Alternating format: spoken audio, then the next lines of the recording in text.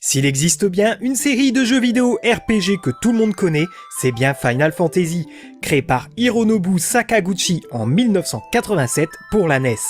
Cette licence avait d'ailleurs permis à l'éditeur Square d'éviter la faillite grâce au succès commercial de ce premier jeu au Japon. D'autres opus seront rapidement mis en chantier et chaque entrée représentait une histoire et un univers différents tout en reprenant un bestiaire et termes bien établis dans la licence. Alors que les 5 premiers jeux se déroulaient dans des univers médiévaux fantastiques, le 6e opus se déroulait dans un futur proche avec des thèmes très sombres et adultes qui firent entrer le monde du RPG dans une nouvelle ère. Final Fantasy VI connaîtra un énorme succès au Japon, mais de faibles ventes aux États-Unis, et ce n'est véritablement qu'avec l'opus suivant que cette série s'exportera avec succès dans le reste du monde et popularisera le RPG. Je veux bien sûr parler de Final Fantasy VII. Cette vidéo reviendra sur tous les secrets de création de cet opus légendaire et sera la première d'une longue série de vidéos rétrospectives sur l'univers de Final Fantasy VII. Crisis Core, Advent Children, Final Fantasy VII Remake et plein d'autres n'auront bientôt plus de secrets pour vous. N'hésitez donc pas à vous abonner pour ne pas manquer les chapitres suivants, de liker cette vidéo, de laisser un petit commentaire, c'est très important pour soutenir le travail monstrueux et le temps colossal qui ont été nécessaires pour la réaliser. Je vous en serai extrêmement reconnaissant. J'en profite également pour remercier le producteur de cette vidéo sur Tipeee, un énorme merci à AMZ91150. Sachez que d'autres contributions existent comme recevoir les vidéos en avance par exemple. Le lien est dans la description. Maintenant, il est temps d'embarquer pour Midgar et de retrouver Cloud et sa bande pour découvrir tous les secrets de Final Fantasy VII.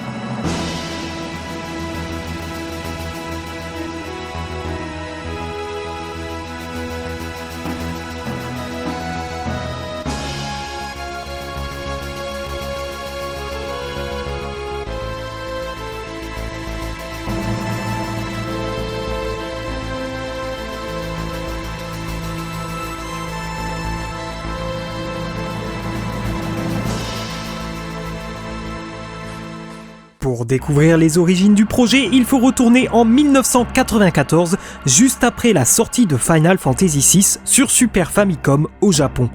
Le projet sera déjà en discussion chez Square. Hironobu Sakaguchi souhaitait réaliser une histoire policière dans laquelle les protagonistes se faisaient poursuivre par un policier à travers New York, alors qu'il souhaitait faire exploser la ville. Seulement, Sakaguchi délèguera à nouveau son poste de réalisateur à Yoshinori Kitase pour n'être simplement que le producteur de cet opus. C'était déjà le cas pour Final Fantasy VI, à la seule différence que Kitase avait un co-réalisateur du nom de Hiroyuki Ito. Pour Final Fantasy VII, Kitase endossera ce rôle seul et retravaillera profondément l'histoire du jeu. L'équipe en charge du projet créera un prototype 2D avec les personnages de Final Fantasy VI pour la Super Nintendo, avant que celle-ci ne soit contrainte à mettre le projet en pause pour aider en renfort sur le développement de Chrono Trigger sur Super Nintendo.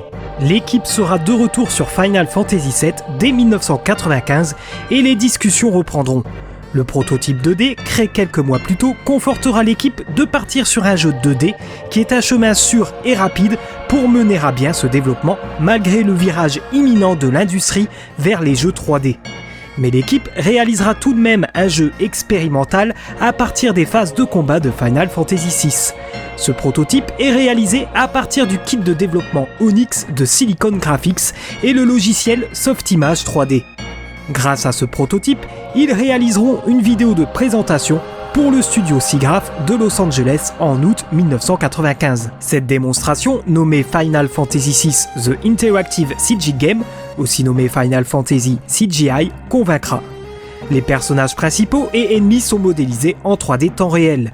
Quelques éléments interactifs sont présents et les plans de caméra dynamiques sont totalement révolutionnaires pour l'époque.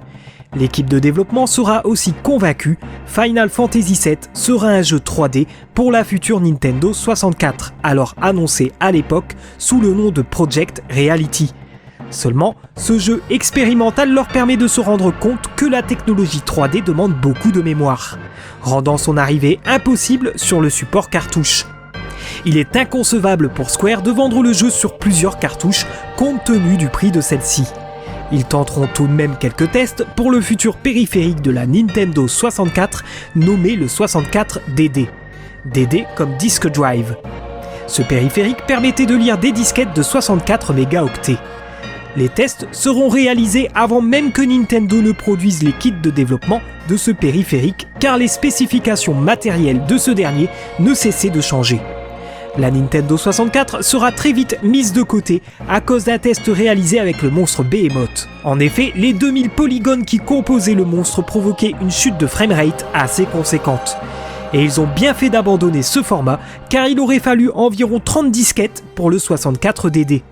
Et puis ce périphérique n'est finalement sorti qu'au Japon en fin d'année 1999. L'équipe envisagera donc la Sega Saturn, le PC, avant de finalement choisir la future console de Sony, la PlayStation, dont la technologie a réussi à impressionner toute l'équipe. Tous les projets en cours chez Square qui utilisaient des films pré-rendus furent déplacés vers cette nouvelle plateforme qui utilisait le format CD-ROM. Un format moins coûteux et possédant un espace de stockage plus important. Malgré tout, le jeu reprendra un gameplay similaire au Final Fantasy V et VI, mais il comportait tout de même un changement notable au niveau de ses combats qui constitueront les plus gros efforts fournis lors du développement par le producteur Sakaguchi. Des plans de caméra changeants renforçant le dynamisme des combats, les invocations bénéficiaient désormais de cinématiques 3D pour donner un aspect cinématographique, mais aussi parce qu'il était impossible de les représenter dans une si grande échelle en 2D. Une autre feature qui apportait un changement majeur dans la série, il s'agit des Materia. Jusqu'ici, les Final Fantasy proposaient des personnages comportant des compétences et des rôles uniques. Avec les Materia, les personnages peuvent bénéficier de compétences qu'ils peuvent changer à volonté entre les batailles. L'artiste Tetsuya Nomura sera quant à lui responsable de l'implémentation des Limit Break, des attaques qui permettent de baisser considérablement les points de vie des ennemis tout en montrant la personnalité de chaque personnage au combat. Celles-ci sont une amélioration des Desperation Attack de Final Fantasy VI. Les zones de combat proposeront un nombre de polygones inférieur aux zones de terrain, ce qui rendra la création de caractéristiques distinctives difficile. Les développeurs de Square possèdent toujours la même passion lors de leur phase de développement et ils bénéficient désormais des ressources et de la technologie nécessaires pour créer un jeu à la hauteur de leurs ambitions. Grâce au succès des précédents Final Fantasy, ils pouvaient développer cette 7e entrée sans se soucier du budget, contrairement aux opus précédents. Pour la première fois, ils se concentreront surtout sur la qualité et l'échelle du jeu. À l'époque, le jeu Final Fantasy VII possédera le budget de développement le plus élevé de l'histoire du jeu vidéo, estimé entre 40 et 45 millions de dollars, ce qui donnerait aujourd'hui un budget estimé entre 68 et 76 millions de dollars avec l'inflation. Sa dernière année de développement lui demandera entre 100 et 150 employés. Une prouesse pour l'époque quand on sait que la plupart du temps, le développement d'un jeu rassemblait à peu près une vingtaine de personnes. Un développement qui sera partagé entre 3 équipes. 2 d'entre elles se situent dans les bureaux japonais de Square et ont effectué le plus gros du développement, tandis que la 3e équipe se situe à Los Angeles et a permis de réaliser les décors de ville. Il sera décidé dès le départ que les chargements devront être absents pour que les joueurs ne remarquent pas le seul défaut de changement de support. Sakaguchi estimera que si le joueur remarque des chargements, ils auront échoué. Les grandes lignes du développement vous ont été expliquées, désormais je vais m'attarder sur les différents artistes qui s'attelaient au projet. Tout d'abord, le directeur artistique du projet est Yusuke Naora, qui occupait le poste de designer sur Final Fantasy VI. Le passage de la 2D vers la 3D l'obligera à réapprendre le dessin. En effet, la 3D nécessite une approche différente de la 2D. Il bénéficiera donc de sa propre équipe dédiée à la conception visuelle du jeu, vu l'ampleur et la portée de cette dernière. Ce département s'occupera de l'illustration, de la modélisation des personnages en 3D, de la texturation, de la création d'environnements, des effets visuels et de l'animation. Le style artistique de Final Fantasy VII sera défini par Naora lui-même de sombre et étrange. Il sera le créateur du logo Shinra qui incorpore notamment un symbole kanji. Les illustrations promotionnelles et logos du jeu seront quant à eux créés par Yoshitaka Amano, artiste impliqué sur la licence Final Fantasy depuis sa création. Malheureusement, il ne sera pas aussi impliqué que pour les précédents opus en raison d'autres engagements à l'étranger. L'illustration du logo est basée sur le météore alors qu'il ne pensait pas réussir à en faire une illustration de logo au départ. Il a réalisé plusieurs ébauches qu'il soumettra au vote des membres du personnel. La couleur verte représente l'éclairage prédominant de Midgar et de la rivière de la vie, et le bleu représente les thèmes écologiques présents dans l'histoire. Le tout influencera la colorimétrie générale des environnements du jeu. Un autre artiste important de ce projet est Tetsuya Nomura, un jeune artiste qui avait impressionné pendant les développements des précédents jeux de par les idées qu'il proposait, mais aussi de la façon dont il les proposait, c'est-à-dire écrites à la main et illustrées et pas simplement tapées sur un PC. Il a été nommé comme le principal concepteur de personnages. Alors que le scénario n'était pas encore terminé, il avait déjà dessiné un héros et une héroïne. Puis il dessina plein d'autres personnages en pensant à différents types de personnages qu'il aimerait voir dans le jeu. À chaque fois qu'il dessinait un personnage, il remettait les dessins à ses supérieurs, accompagnés d'une feuille présentant les détails illustrés ou écrits de ceux-ci. Naora rectifiera les croquis de Nomura afin que les actions que les personnages effectueraient restent crédibles. L'arrivée de la 3D n'a pas permis la réutilisation des sprites chibi, comprenez par là de petits personnages 2D. Une autre direction artistique devait être prise et cela a donné le résultat que nous connaissons. Nomura s'inspirera de la rivalité légendaire qu'il y avait entre les deux plus grands escrimeurs du Japon du XVIe et XVIIe siècle, Miyamoto Musashi et Sasaki Kojiro. Et oui, l'animosité entre Musashi et Kojiro inspirera respectivement celle de Cloud Strife et Sephiroth. Beaucoup de films, jeux vidéo et animes se sont inspirés de ces deux personnages historiques. Ces deux figures s'affrontèrent en 1612 sur l'île de Funashima. Musashi tuera Kojiro avec une des rames du bateau qui lui avait servi à arrimer sur l'île. Évidemment, leurs looks n'auront rien à voir avec ces deux légendes. Sephiroth sera dessiné dès le départ pour être beau et cool, c'est-à-dire kakui selon le terme japonais. Cloud sera redessiné plusieurs fois. Dans sa conception originale, dont je n'ai trouvé aucune trace, ce dernier devait avoir des cheveux noirs et lisses pour contraster avec les cheveux argentés et fluides de Sephiroth, mais aussi pour réduire le nombre de polygones. Cependant, Nomura craignait qu'un héros trop masculin ne se révèle impopulaire auprès des fans. Il redessinera donc le personnage en lui donnant des cheveux blonds, brillants et hérissés, un look presque androgyne. Le seul autre personnage qui subira plusieurs changements durant sa conception est Vincent. Il est passé de chercheur à détective, de détective à chimiste, avant d'être définitivement un ancien turc au passé tragique. L'ambiance générale du titre se voudra sombre et étrange, une direction que souhaitait le directeur artistique Yusuke Naora. Pour ce faire, il utilisera des effets graphiques qui évoqueront une lumière sortant de l'obscurité.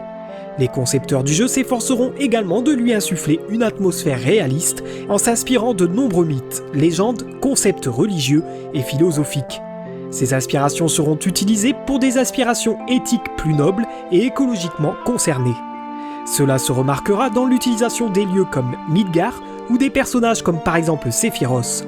La planète du jeu également qui se fait appeler Gaïa en référence aux théories Gaïa selon lesquelles les êtres vivants auraient une influence sur la totalité de la planète sur laquelle ils se trouvent et que l'existence de chaque être vivant serait régulée au profit de l'ensemble de l'écosphère.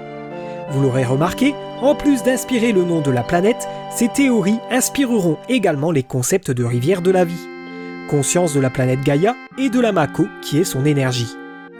Enfin, la volonté des personnages à vouloir protéger et respecter la nature n'est pas sans rappeler la philosophie Shinto. Plusieurs œuvres inspireront Final Fantasy VII.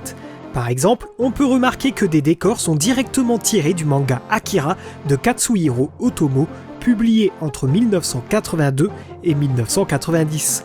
Les avions Jelinka seront empruntés au premier film d'animation de Hayao Miyazaki, Nausicaa de la vallée du vent, sorti en 1984.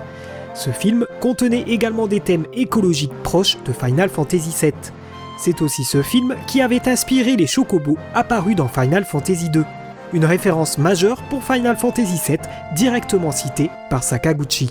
Passons au scénario de Final Fantasy VII. Celui-ci est une véritable force du jeu car il abordait des thèmes avant-gardistes pour l'époque, et totalement dans l'actualité d'aujourd'hui. Des thèmes écologiques alors qu'au départ, il devait surtout s'agir d'un jeu tournant autour d'une poursuite policière dont je vous parlais un peu plus tôt. Quand il était encore prévu sur Super Nintendo, Sakaguchi avait écrit une première ébauche où le jeu devait se dérouler à New York en 1999. Comme dans le jeu final, les protagonistes faisaient partie d'une organisation planifiant le sabotage des réacteurs Mako. Seulement, ceux-ci se seraient fait poursuivre par un détective au sang chaud nommé Joe, qui deviendra plus tard Vincent. Cette idée de détective à New York sera reprise pour le jeu Parasite Eve. Finalement, leur sabotage aurait fait exploser la ville de New York. La rivière de la vie possédait un premier concept à ce stade du développement de l'histoire. Sakaguchi souhaitait précisément choisir le thème de la vie pour l'aider à faire face au décès de sa mère de façon rationnelle et analytique. Décès survenu lors du développement de Final Fantasy III. Malgré tout, ce Final Fantasy VII marquerait toujours un changement majeur dans la série, celui de se dérouler dans un futur ambigu et n'utilisant pas d'éléments de fantasy médiévale. Plus tard, Kitase reprendra en main le scénario qu'il retravaillera avec Nomura.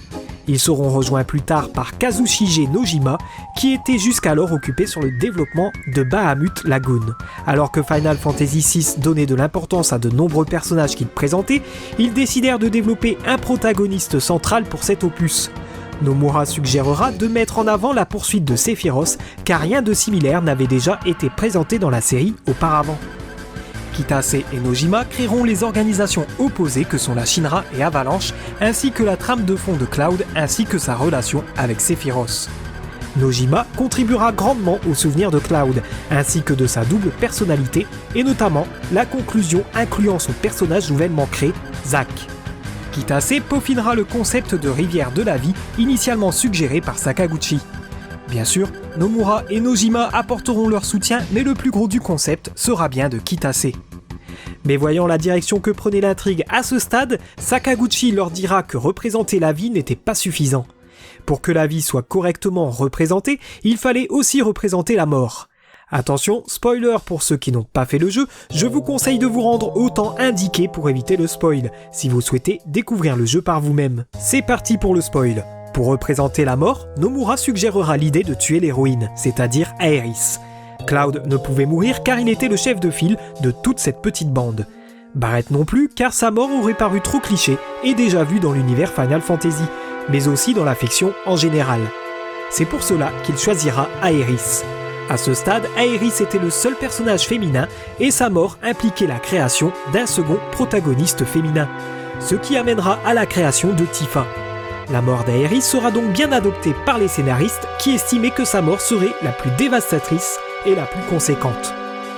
Une mort qui sera qualifiée comme l'une des plus cinématographiques et choquantes du jeu vidéo, car irréversible, contrairement aux nombreux récits qui n'hésitaient pas à faire revenir les personnages d'entre les morts. Une utilisation très répandue de la vision romantique du sacrifice et de la résurrection. Mais Kitase décrit surtout la perte d'Aeris comme laissant un grand vide, mais ne donnant pas un sentiment dramatique car très soudain et inattendu. Comme si le joueur perdait vraiment quelqu'un de son entourage et non la perte d'un personnage fictif. C'est Nojima qui écrira cette scène et peu après celle-ci, lui et Kitase souhaitaient que tous les personnages principaux meurent au fur et à mesure. Mais Nomura les en dissuadera en expliquant que cela réduirait considérablement l'impact de la mort d'Aeris. Même si le spoil majeur est passé, je reste dans la partie scénario pour évoquer d'autres idées abandonnées concernant le statut et les relations entre les personnages. Tout d'abord avec Aeris qui devait au départ être la sœur de Sephiroth, ce qui a influencé la conception de ses cheveux. Sephiroth sera ensuite envisagé pour être un ancien intérêt amoureux d'Aeris avant qu'il ne soit remplacé par Zack pour occuper ce rôle. Enfin, deux personnages seront relégués au plan de personnages facultatifs en raison d'un planning serré. Il s'agit évidemment de Yuffie et Vincent qui devaient occuper un rôle plus important à l'origine. Une fois tous les pans de scénario décidés, il ne restait plus qu'à unifier les idées et consolider le tout. Kitase chargera Nojima de cette tâche étant donné qu'il avait été impressionné par son travail effectué sur Glory of Heracles 3, Silence of the Gods, sorti en 1992 exclusivement au Japon sur la Super Famicom. Le choix fut judicieux car Nojima se mit à écrire des scènes dans lesquelles les personnages se disputaient ou soulevaient parfois des objections. Le rythme en sera bien sûr ralenti, mais cela ajoutait inévitablement de la profondeur aux personnages. La venue de la 3D permettra d'ajouter des réactions et des pauses au modèle des personnages, ce qui rendra les lignes de dialogue moins fades. Avec ces nouvelles technologies, les personnages auraient pu être doublés, mais cela aurait apporté de nombreux temps de chargement. C'est pour cela que l'équipe fit une croix dessus. Enfin, pour les dernières scènes du jeu, l'équipe fera appel à Masato Kato, qui écrira donc plusieurs scènes de la fin du jeu, dont la séquence de la rivière de la vie et le rêve de Cloud où Aeris communique avec lui depuis la forêt. Alors qu'il n'était initialement pas affilié au projet, il sera finalement rappelé pour étoffer certaines scènes de l'histoire. Certains points seront tout de même flous afin de garder une libre interprétation des joueurs. Les encourager à imaginer ce qu'il se passe par exemple dans la tête de Cloud lors de certains événements plutôt que d'être trop explicite. Un autre exemple qui spoil, et j'invite ceux qui ne souhaitent pas se spoiler à se déplacer vers le temps indiqué, cet exemple intervient à la fin du jeu, dans l'épilogue plus précisément où le sort de l'humanité reste ambigu. On y voit les restes de Midgar, la végétation qui reprend le dessus, mais aucune trace d'êtres humains. Il faudra attendre la suite pour en savoir plus, c'est-à-dire Final Fantasy VII Advent Children en 2005, même si ce n'est pas clair non plus. Finalement, c'est Nomura qui révélera plusieurs années après que l'épilogue de Final Fantasy VII représentait l'homme vivant en harmonie avec la nature. Les secrets de développement du scénario vous sont désormais connus. Revenons plus en détail sur les graphismes du jeu. Comme vous le savez, ce Final Fantasy VII est le premier à utiliser la 3D, alors que Final Fantasy VI, au début de son développement, s'est vu amputé de pas mal d'éléments car l'équipe ne savait pas quelle technologie serait utilisée. Pour Final Fantasy VII, les développeurs savaient pertinemment, une fois la pré-production passée, qu'il s'agirait d'un jeu 3D. Mieux que de possibles amputations, plusieurs éléments seront étoffés davantage par rapport à leur vision de départ comme les graphismes. Cependant, un problème se mettra vite sur leur chemin. Le passage de la cartouche au CD-ROM retardait certaines actions pendant le jeu. Un problème qui sera surmonté en utilisant quelques astuces. Pour ce qui est des temps de chargement, des animations seront utilisées pour les masquer et empêcher le joueur de s'ennuyer. Au début de la vidéo, je vous révélais que l'utilisation de sprites ne fut pas reprise. C'était pourtant l'option la plus populaire auprès de l'équipe face à l'utilisation de modèles polygonaux 3D. Mais ces derniers permettaient de mieux exprimer les émotions des personnages. C'est grâce à l'exposition du jeu Alone in the Dark et de ses modèles 3D que l'équipe changera d'avis. Sakaguchi prendra la décision d'utiliser les personnages cubiques et déformés pour les séquences d'exploration et d'utiliser des modèles plus réalistes lors des phases de combat. 21 millions de dollars seront dépensés pour acquérir le matériel nécessaire pour développer le jeu en 3D. À savoir des superordinateurs Silicon Graphics Onyx ainsi que leurs stations de travail et logiciels dédiés comme Softimage 3D, Power Animator et N-World. La majorité de l'équipe n'avait jamais vu de matériel de développement 3D auparavant. La transition 2D vers la 3D apportera aussi un grand changement au niveau de l'exploration. Jusqu'ici, les personnages avaient une taille fixe, les décors étaient fixes et le joueur possédait une perspective de défilement. Avec Final Fantasy VII et ses environnements utilisant des arrière-plans précalculés, les personnages possédaient une taille différente selon la distance à laquelle ils se trouvent, grâce à l'angle de caméra qui sera donné. Un lieu peut donc avoir plusieurs angles de caméra et n'est donc plus forcément fixe. C'est Kitase qui est à l'origine de ce choix de style de narration très cinématographique, lui qui est très fan de cinéma, très loin des précédentes productions de Square. Les animations des personnages seront directement implémentées par les concepteurs de personnages eux-mêmes. Ceux-ci devaient normalement être régis par des employés spécialisés dans ce domaine, mais ce ne sera pas le cas. Les concepteurs de personnages ayant appris à les implémenter eux-mêmes. C'est pour cela que durant les événements, on peut remarquer que parfois les animations sont exagérées ou bien subtiles. Cela dépendait du concepteur qui implémentait l'animation. Rassurez-vous, les animateurs ont travaillé longuement sur des animations de routine quotidienne des personnages. Et puis, ils ont aussi eu beaucoup de pain sur la planche avec les animations de combat. Les premiers personnages qui seront animés pour leur phase de combat seront Cloud et Barrett. Enfin, certaines animations seront dessinées à la main plutôt qu'animées à l'ordinateur, comme par exemple certaines explosions. Une autre prouesse était celle de l'implémentation en fondu de séquences de gameplay juste derrière une cinématique en FMV. Cela rendait le jeu plus immersif grâce à une transition quasi invisible. Nous devons cet exploit à Kazuyuki Hashimoto. Ce dernier avait déjà l'expérience de cette nouvelle technologie. Il aura également l'idée de superposer deux plans 2D pour créer des arrière-plans donnant l'illusion de la 3D. Bien que cette technique ne fût pas révolutionnaire, la PlayStation permettait d'en faire quelque chose de plus élaboré. Mais la PlayStation montrait déjà très vite ses limitations techniques. En effet, leur première démo technique avait été développée sur une machine possédant une mémoire totale de plus de 400 mégaoctets, alors que la PlayStation n'en possédait que 2, ainsi que 500 kilooctets de mémoire de texture. Heureusement, Sony leur facilitera la tâche malgré leur réticence en leur permettant d'accéder directement aux spécifications matérielles et non à un kit de développement limitant l'accès à toute la puissance de la console. Mais pour en revenir aux cinématiques, celles-ci se divisent en deux catégories, celle utilisant le moteur du jeu et celle en FMV. Ces dernières furent réalisées par une équipe internationale se trouvant à la fois au Japon et en Amérique du Nord. De grands noms de l'industrie cinématographique et du jeu vidéo, ainsi que des grands artistes de renom ayant travaillé sur la série de films Star Wars, Jurassic Park, Terminator 2 Le Jugement Dernier et True Lies. L'équipe tentera également d'implémenter des FMV pour introduire les personnages de Yuffie et Vincent, mais cela aurait demandé plus de disques que prévu, et l'idée fut abandonnée. D'ailleurs, 2 disques étaient prévus au départ, mais vu l'ampleur du projet, 3 disques seront finalement nécessaires. Kazuyuki Ikumori sera également d'une grande aide en ce qui concerne la création des FMV et de la conception générale de l'arrière-plan. Il ne le sait pas encore, mais il sera une figure clé du futur studio de CGI Square Visual Works qui sera fondé en 1999. 40 minutes de FMV seront rendues possibles grâce à l'accès direct aux spécifications matérielles par Sony. Mais cet honneur apportera quelques défis supplémentaires, comme celui de s'assurer que l'infériorité des graphismes en jeu ne soit pas trop inférieure au rendu FMV. Kitase avouera que la création d'environnement du jeu, aussi détaillée que possible, était une tâche ardue.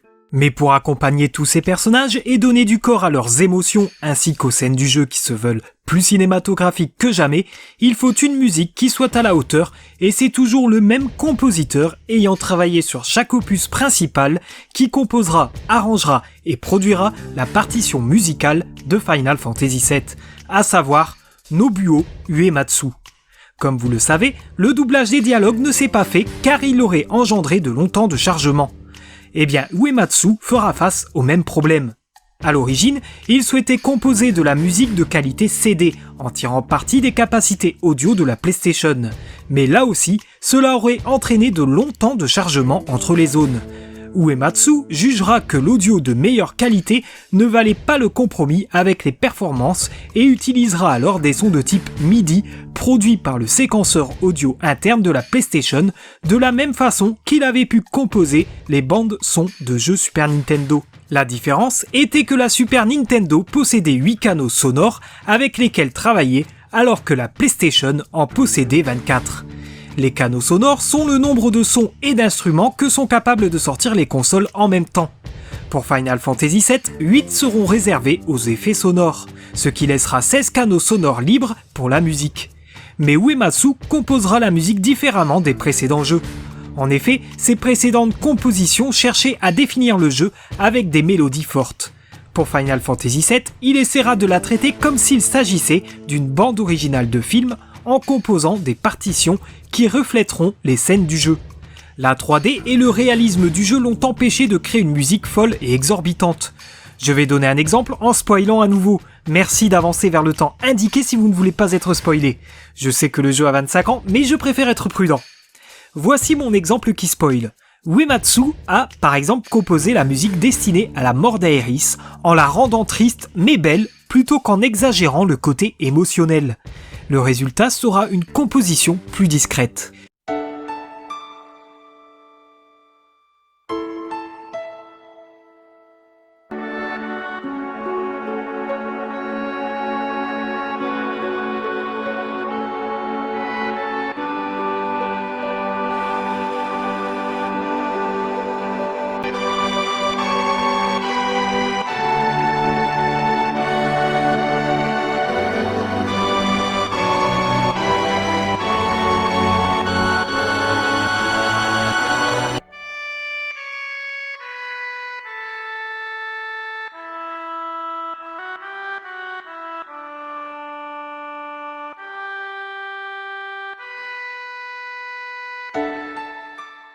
Je ne pourrais pas évoquer la musique de Final Fantasy VII sans parler du thème d'ouverture, un chef-d'œuvre parfaitement orchestré et qui est signe qu'un grand jeu attend le joueur.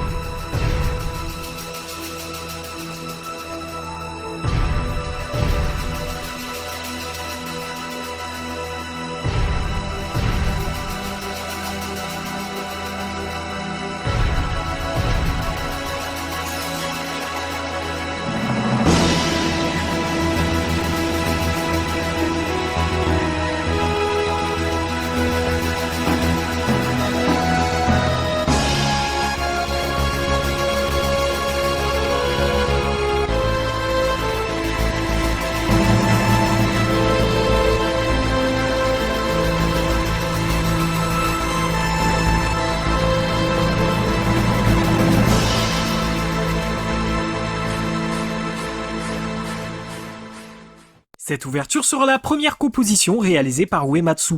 C'est la première scène que Kitase montrera au compositeur et lorsqu'il livra sa partition, toute l'entreprise a bien accueilli celle-ci.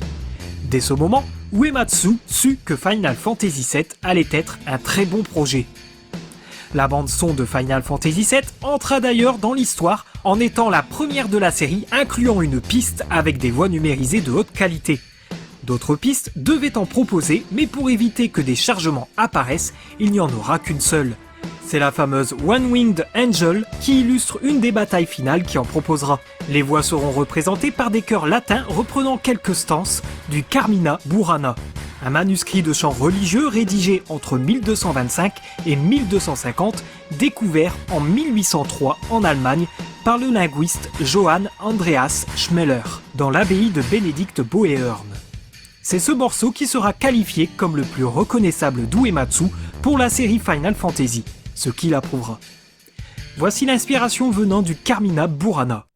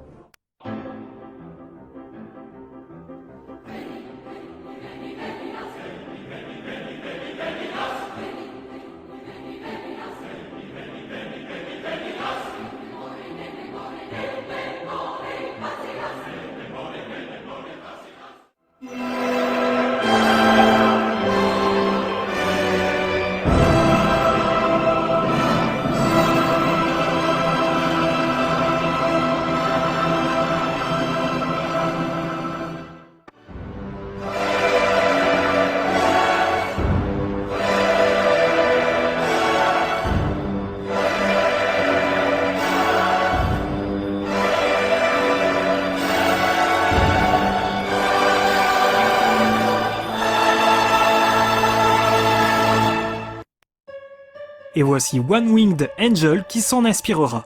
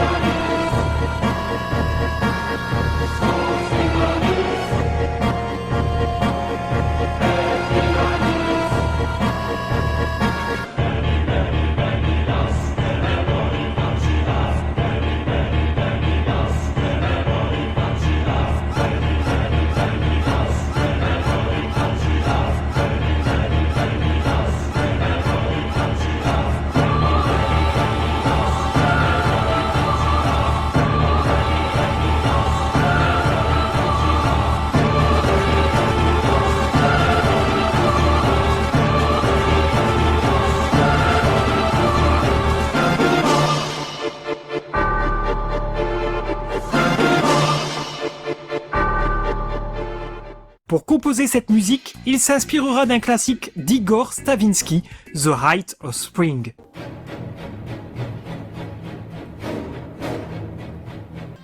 Et il puisera également son inspiration dans le rock'n'roll de la fin des années 60 et du début des années 70, afin de rendre son morceau orchestral et qu'il donne l'impression d'impact destructeur.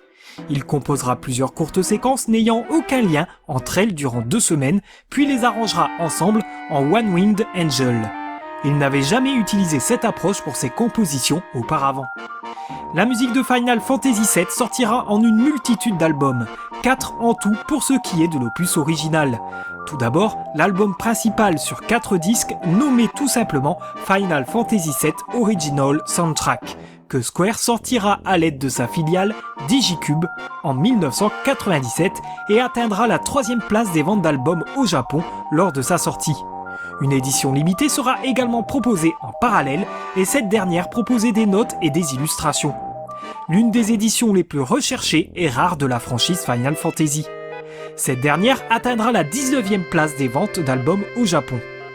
En janvier 2010, il sera annoncé que l'original soundtrack de Final Fantasy VII s'est écoulé à 150 000 exemplaires au Japon. Toujours courant 1997, un autre album nommé Final Fantasy VII Reunion Tracks sortira et proposera une sélection de l'OST ainsi que 3 morceaux arrangés.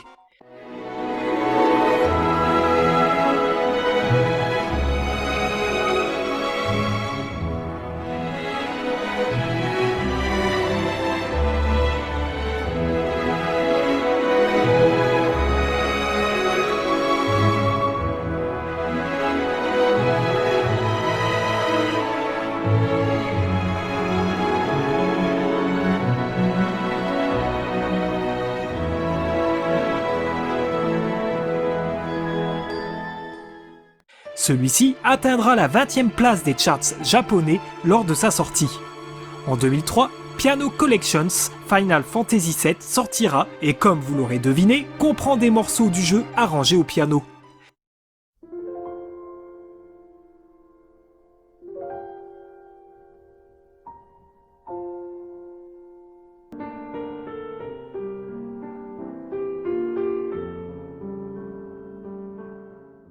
Shiro Hamaguchi s'occupera de l'arrangement alors que l'interprétation sera donnée par Seiji Honda. Album qui atteindra la 228e place au niveau des ventes d'albums au Japon. Enfin, en 2013, une symphonie de 40 minutes en 3 mouvements, composée de musique de Final Fantasy VII, sera créée dans le cadre d'une série de concerts nommée Final Symphony.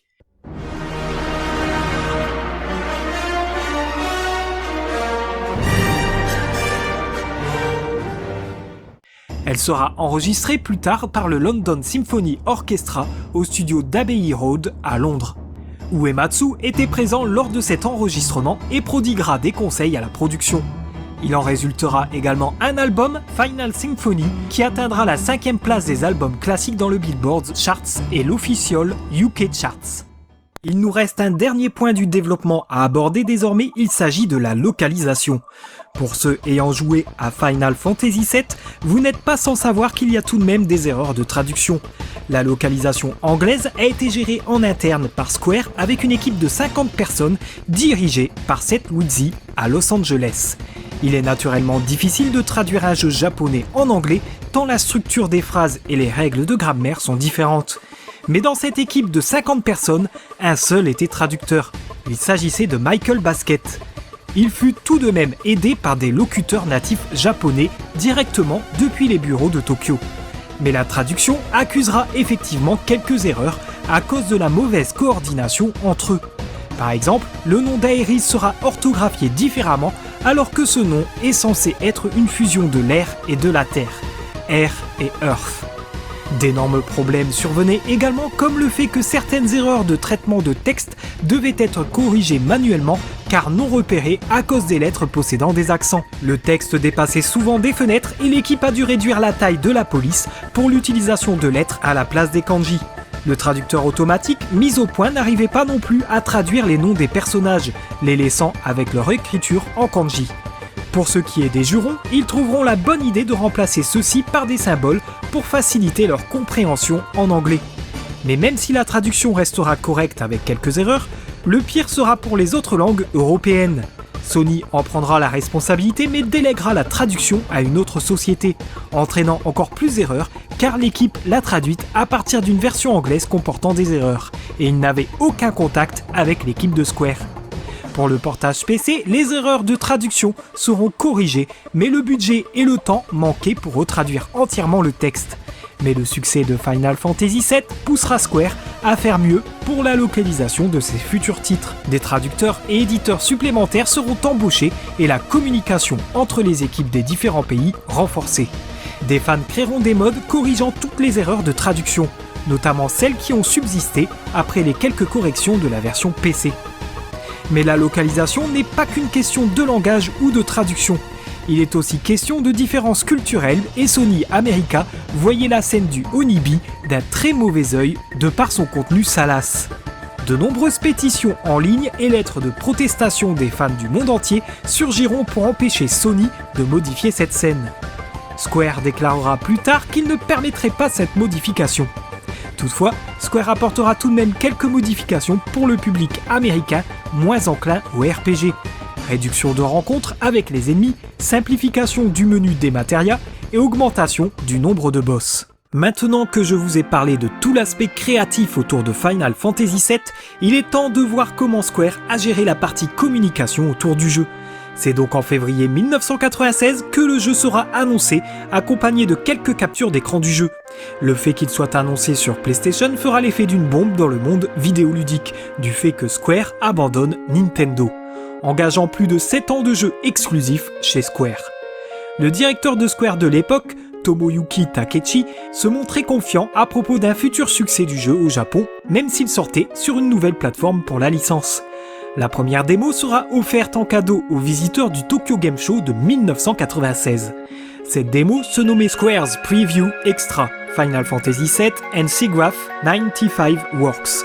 Comprenez par là que cette démo présentait les premiers travaux réalisés, notamment la fameuse démo comprenant les personnages de Final Fantasy VI. La première date de sortie donnée sera juste l'année 1996 avant d'être repoussée d'1 an pour que les développeurs puissent réaliser correctement leur vision du jeu. Pour faire patienter les joueurs, une autre démo sera incluse dans le premier jeu Squaresoft à sortir sur PlayStation, Tobal numéro 1. Seulement, cette démo ne sera pas dans la version européenne du jeu. Cette dernière était accompagnée de la démo technique non jouable de Final Fantasy VI et proposait de jouer le tout début du jeu jusqu'au moment de l'explosion de la bombe posée par Avalanche. D'ailleurs, cette démo remplaçait Tifa par Aeris. Cette dernière apparaît bien plus tard dans le jeu original. Pour sa version américaine, le disque de démo nous proposait en plus quelques trailers des futurs jeux Squaresoft. Enfin, une dernière démo apparaîtra dans le magazine américain PlayStation Underground.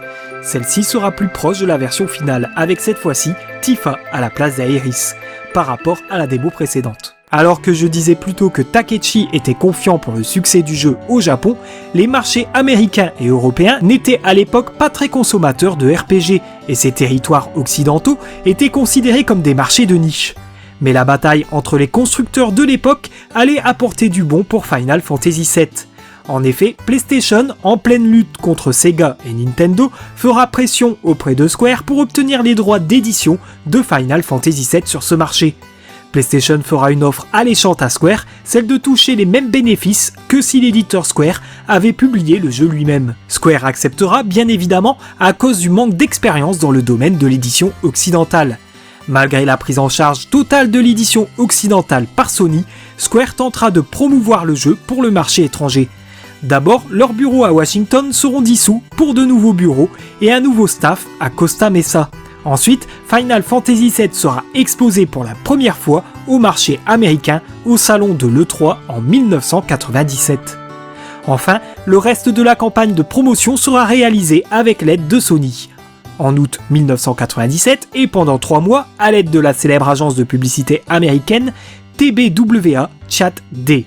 Final Fantasy VII sera donc partout. Articles dans les magazines de jeux vidéo, mais aussi dans les magazines d'intérêt général.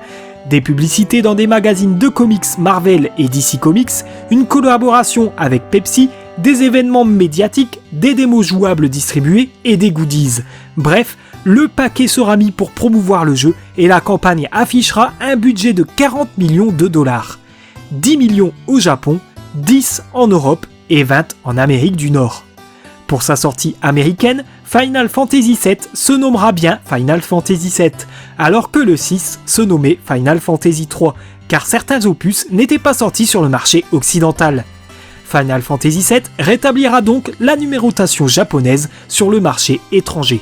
C'est donc le 31 janvier 1997 que sortira Final Fantasy VII au Japon, puis le 7 septembre 1997 en Amérique du Nord. Cet opus sera le premier à sortir en Europe avec tout d'abord le Royaume-Uni le 14 novembre 1997, puis dans le reste de l'Europe le 17 novembre 1997. La version occidentale comportera quelques différences comme la rationalisation du menu et du système de materia, la réduction désormais visible de la santé des ennemis, de nouveaux repères visuels pour mieux naviguer sur la carte et de nouvelles cinématiques liées au passé de Cloud.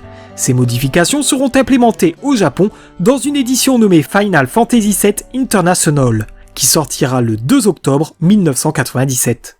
Toutes ces sorties concernent bien évidemment la PlayStation, mais une version PC sera annoncée en décembre 1996 et employée dès la fin du développement de Final Fantasy VII pour la console de Sony afin de maximiser la base de joueurs.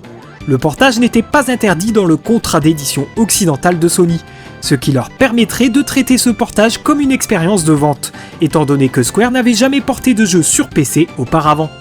Ils publieront donc des offres d'emploi dans des magazines de jeux vidéo. 15 à 20 personnes s'occuperont de ce portage. La plupart seront des employés des nouveaux bureaux de Costa Mesa, mais une infime partie des employés seront basés à Tokyo.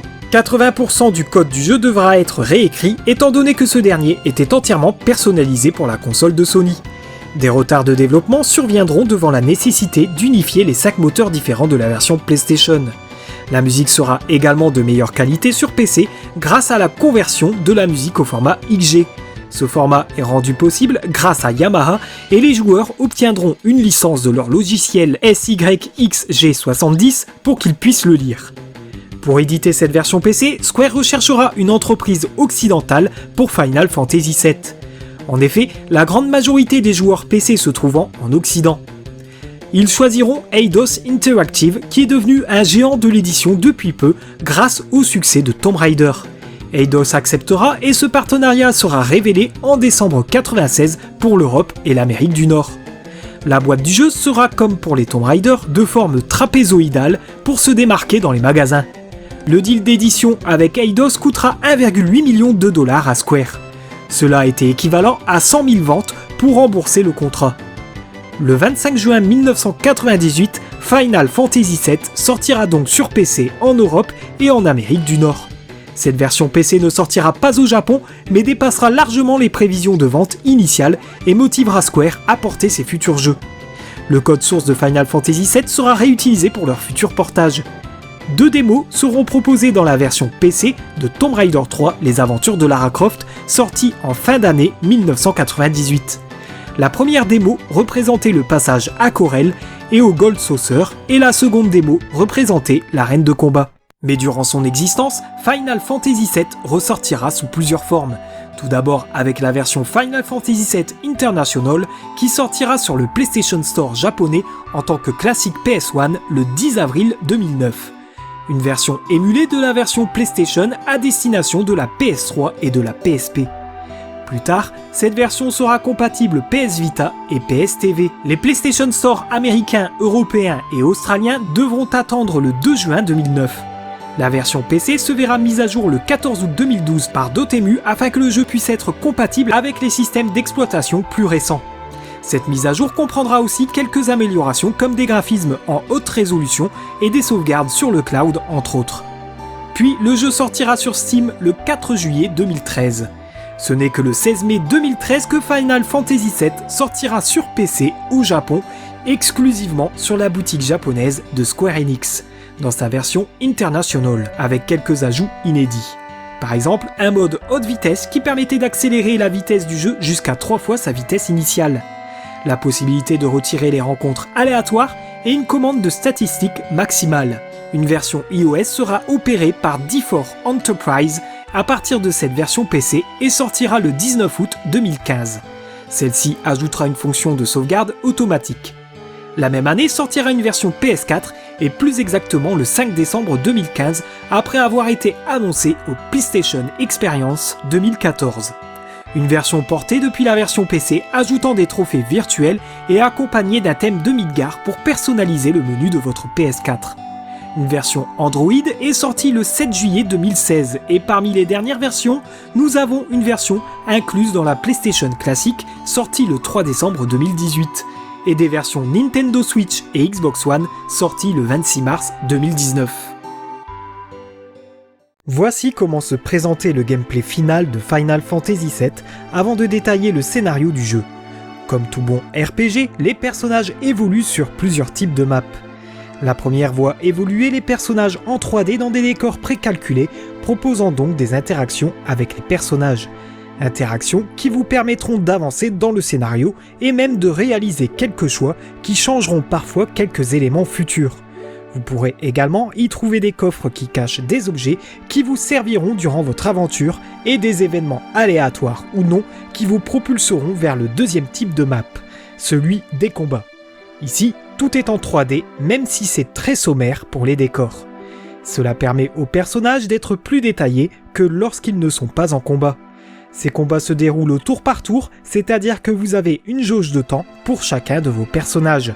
Une fois la jauge remplie, votre personnage exécutera l'action que vous lui aurez demandé d'effectuer, comme attaquer, utiliser un objet comme une potion, ou utiliser de la magie. Une autre nuance s'ajoute durant les combats. En effet, en prenant des dégâts, vous remplirez votre jauge de limite. Une fois que l'un de vos personnages possédera une jauge pleine, il pourra effectuer une attaque spéciale dévastatrice contre les ennemis. Plusieurs limites sont débloquables pour vos personnages, soit en utilisant vos limites déjà acquises un certain nombre de fois, ou en réalisant des quêtes annexes. Bien sûr, vous contrôlerez les actions de 3 de vos personnages. Parfois, ils vous seront imposés, parfois, vous pourrez choisir les personnages qui composeront votre équipe. Vous pourrez choisir le nom des personnages dès qu'ils rejoindront votre équipe. Vos personnages sont entièrement personnalisables au niveau de leurs équipements. Il est possible de les équiper d'armures plus puissantes, d'accessoires augmentant certaines statistiques, mais aussi et surtout de matérias à équiper sur les orifices que possèdent vos armures et accessoires. Les matérias sont des objets qu'il faut trouver durant l'aventure et qui permettent d'accéder à certaines magies, comme le sort de feu ou bien de glace par exemple. Mais aussi certaines habiletés et même les différentes invocations.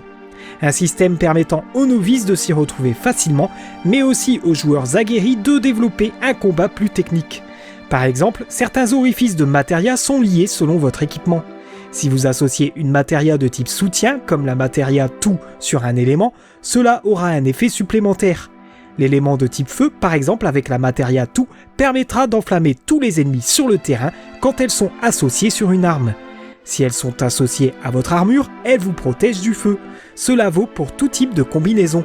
Les matérias gagnent en niveau lorsque vous en êtes équipé, permettant d'utiliser leurs effets plusieurs fois par combat ou de gagner des attaques magiques plus puissantes. À la fin d'un combat, les personnages gagnent des points d'expérience afin de monter de niveau et de gonfler leurs statistiques. Des points d'habileté pour améliorer les matérias, des guilds, la fameuse monnaie du jeu, et enfin, occasionnellement, des objets. Enfin, le dernier type de map est celui de la carte du monde où votre personnage est très petit. Cette map sert à traverser différents types de terrains où vous pourrez rencontrer à nouveau des ennemis. Il est possible d'ailleurs de se déplacer plus vite avec un chocobo ou un aéronef par exemple. Avant de revenir sur la réception, l'impact et l'héritage que laissera Final Fantasy VII dans le monde du jeu vidéo, il est temps de résumer le déroulement du jeu et plus précisément son histoire. N'hésitez pas une nouvelle fois à sauter ce chapitre depuis le chapitrage vidéo si vous n'aviez pas fait le jeu et que vous souhaitez le découvrir après toutes ces années. Final Fantasy VII introduit donc la ville de Midgar, une énorme cité industrielle dans laquelle une des gares voit débarquer un groupe éco-terroriste nommé Avalanche. Biggs, Jesse, Wedge et Barrett le composent. Ils sont rejoints par Cloud Strife, ancien mercenaire du groupe Soldat, employé par la Shinra, et il espère se faire de l'argent en réalisant une mission avec Avalanche. Leur mission est d'atteindre l'un des réacteurs Mako de Midgar et de le faire exploser. En effet, ce groupe éco-terroriste souhaite lutter contre la multinationale Shinra qui produit de l'énergie Mako en puisant l'énergie spirituelle de la rivière de la vie des entrailles de la planète Gaïa sur laquelle ils vivent. La planète est en train de mourir et leur but est de stopper les dégâts. Ils réussiront à atteindre ce fameux réacteur, poser la bombe, vaincre un boss scorpion gardant le réacteur et s'enfuir avant l'explosion. Une fois la mission remplie, ils se séparent pour ne pas éveiller les soupçons et se donnent rendez-vous à la gare du secteur 8. Après une rencontre avec une fleuriste qu'il recroisera plus tard et plusieurs affrontements contre des gardes, Cloud réussira à rejoindre le groupe alors déjà dans le train.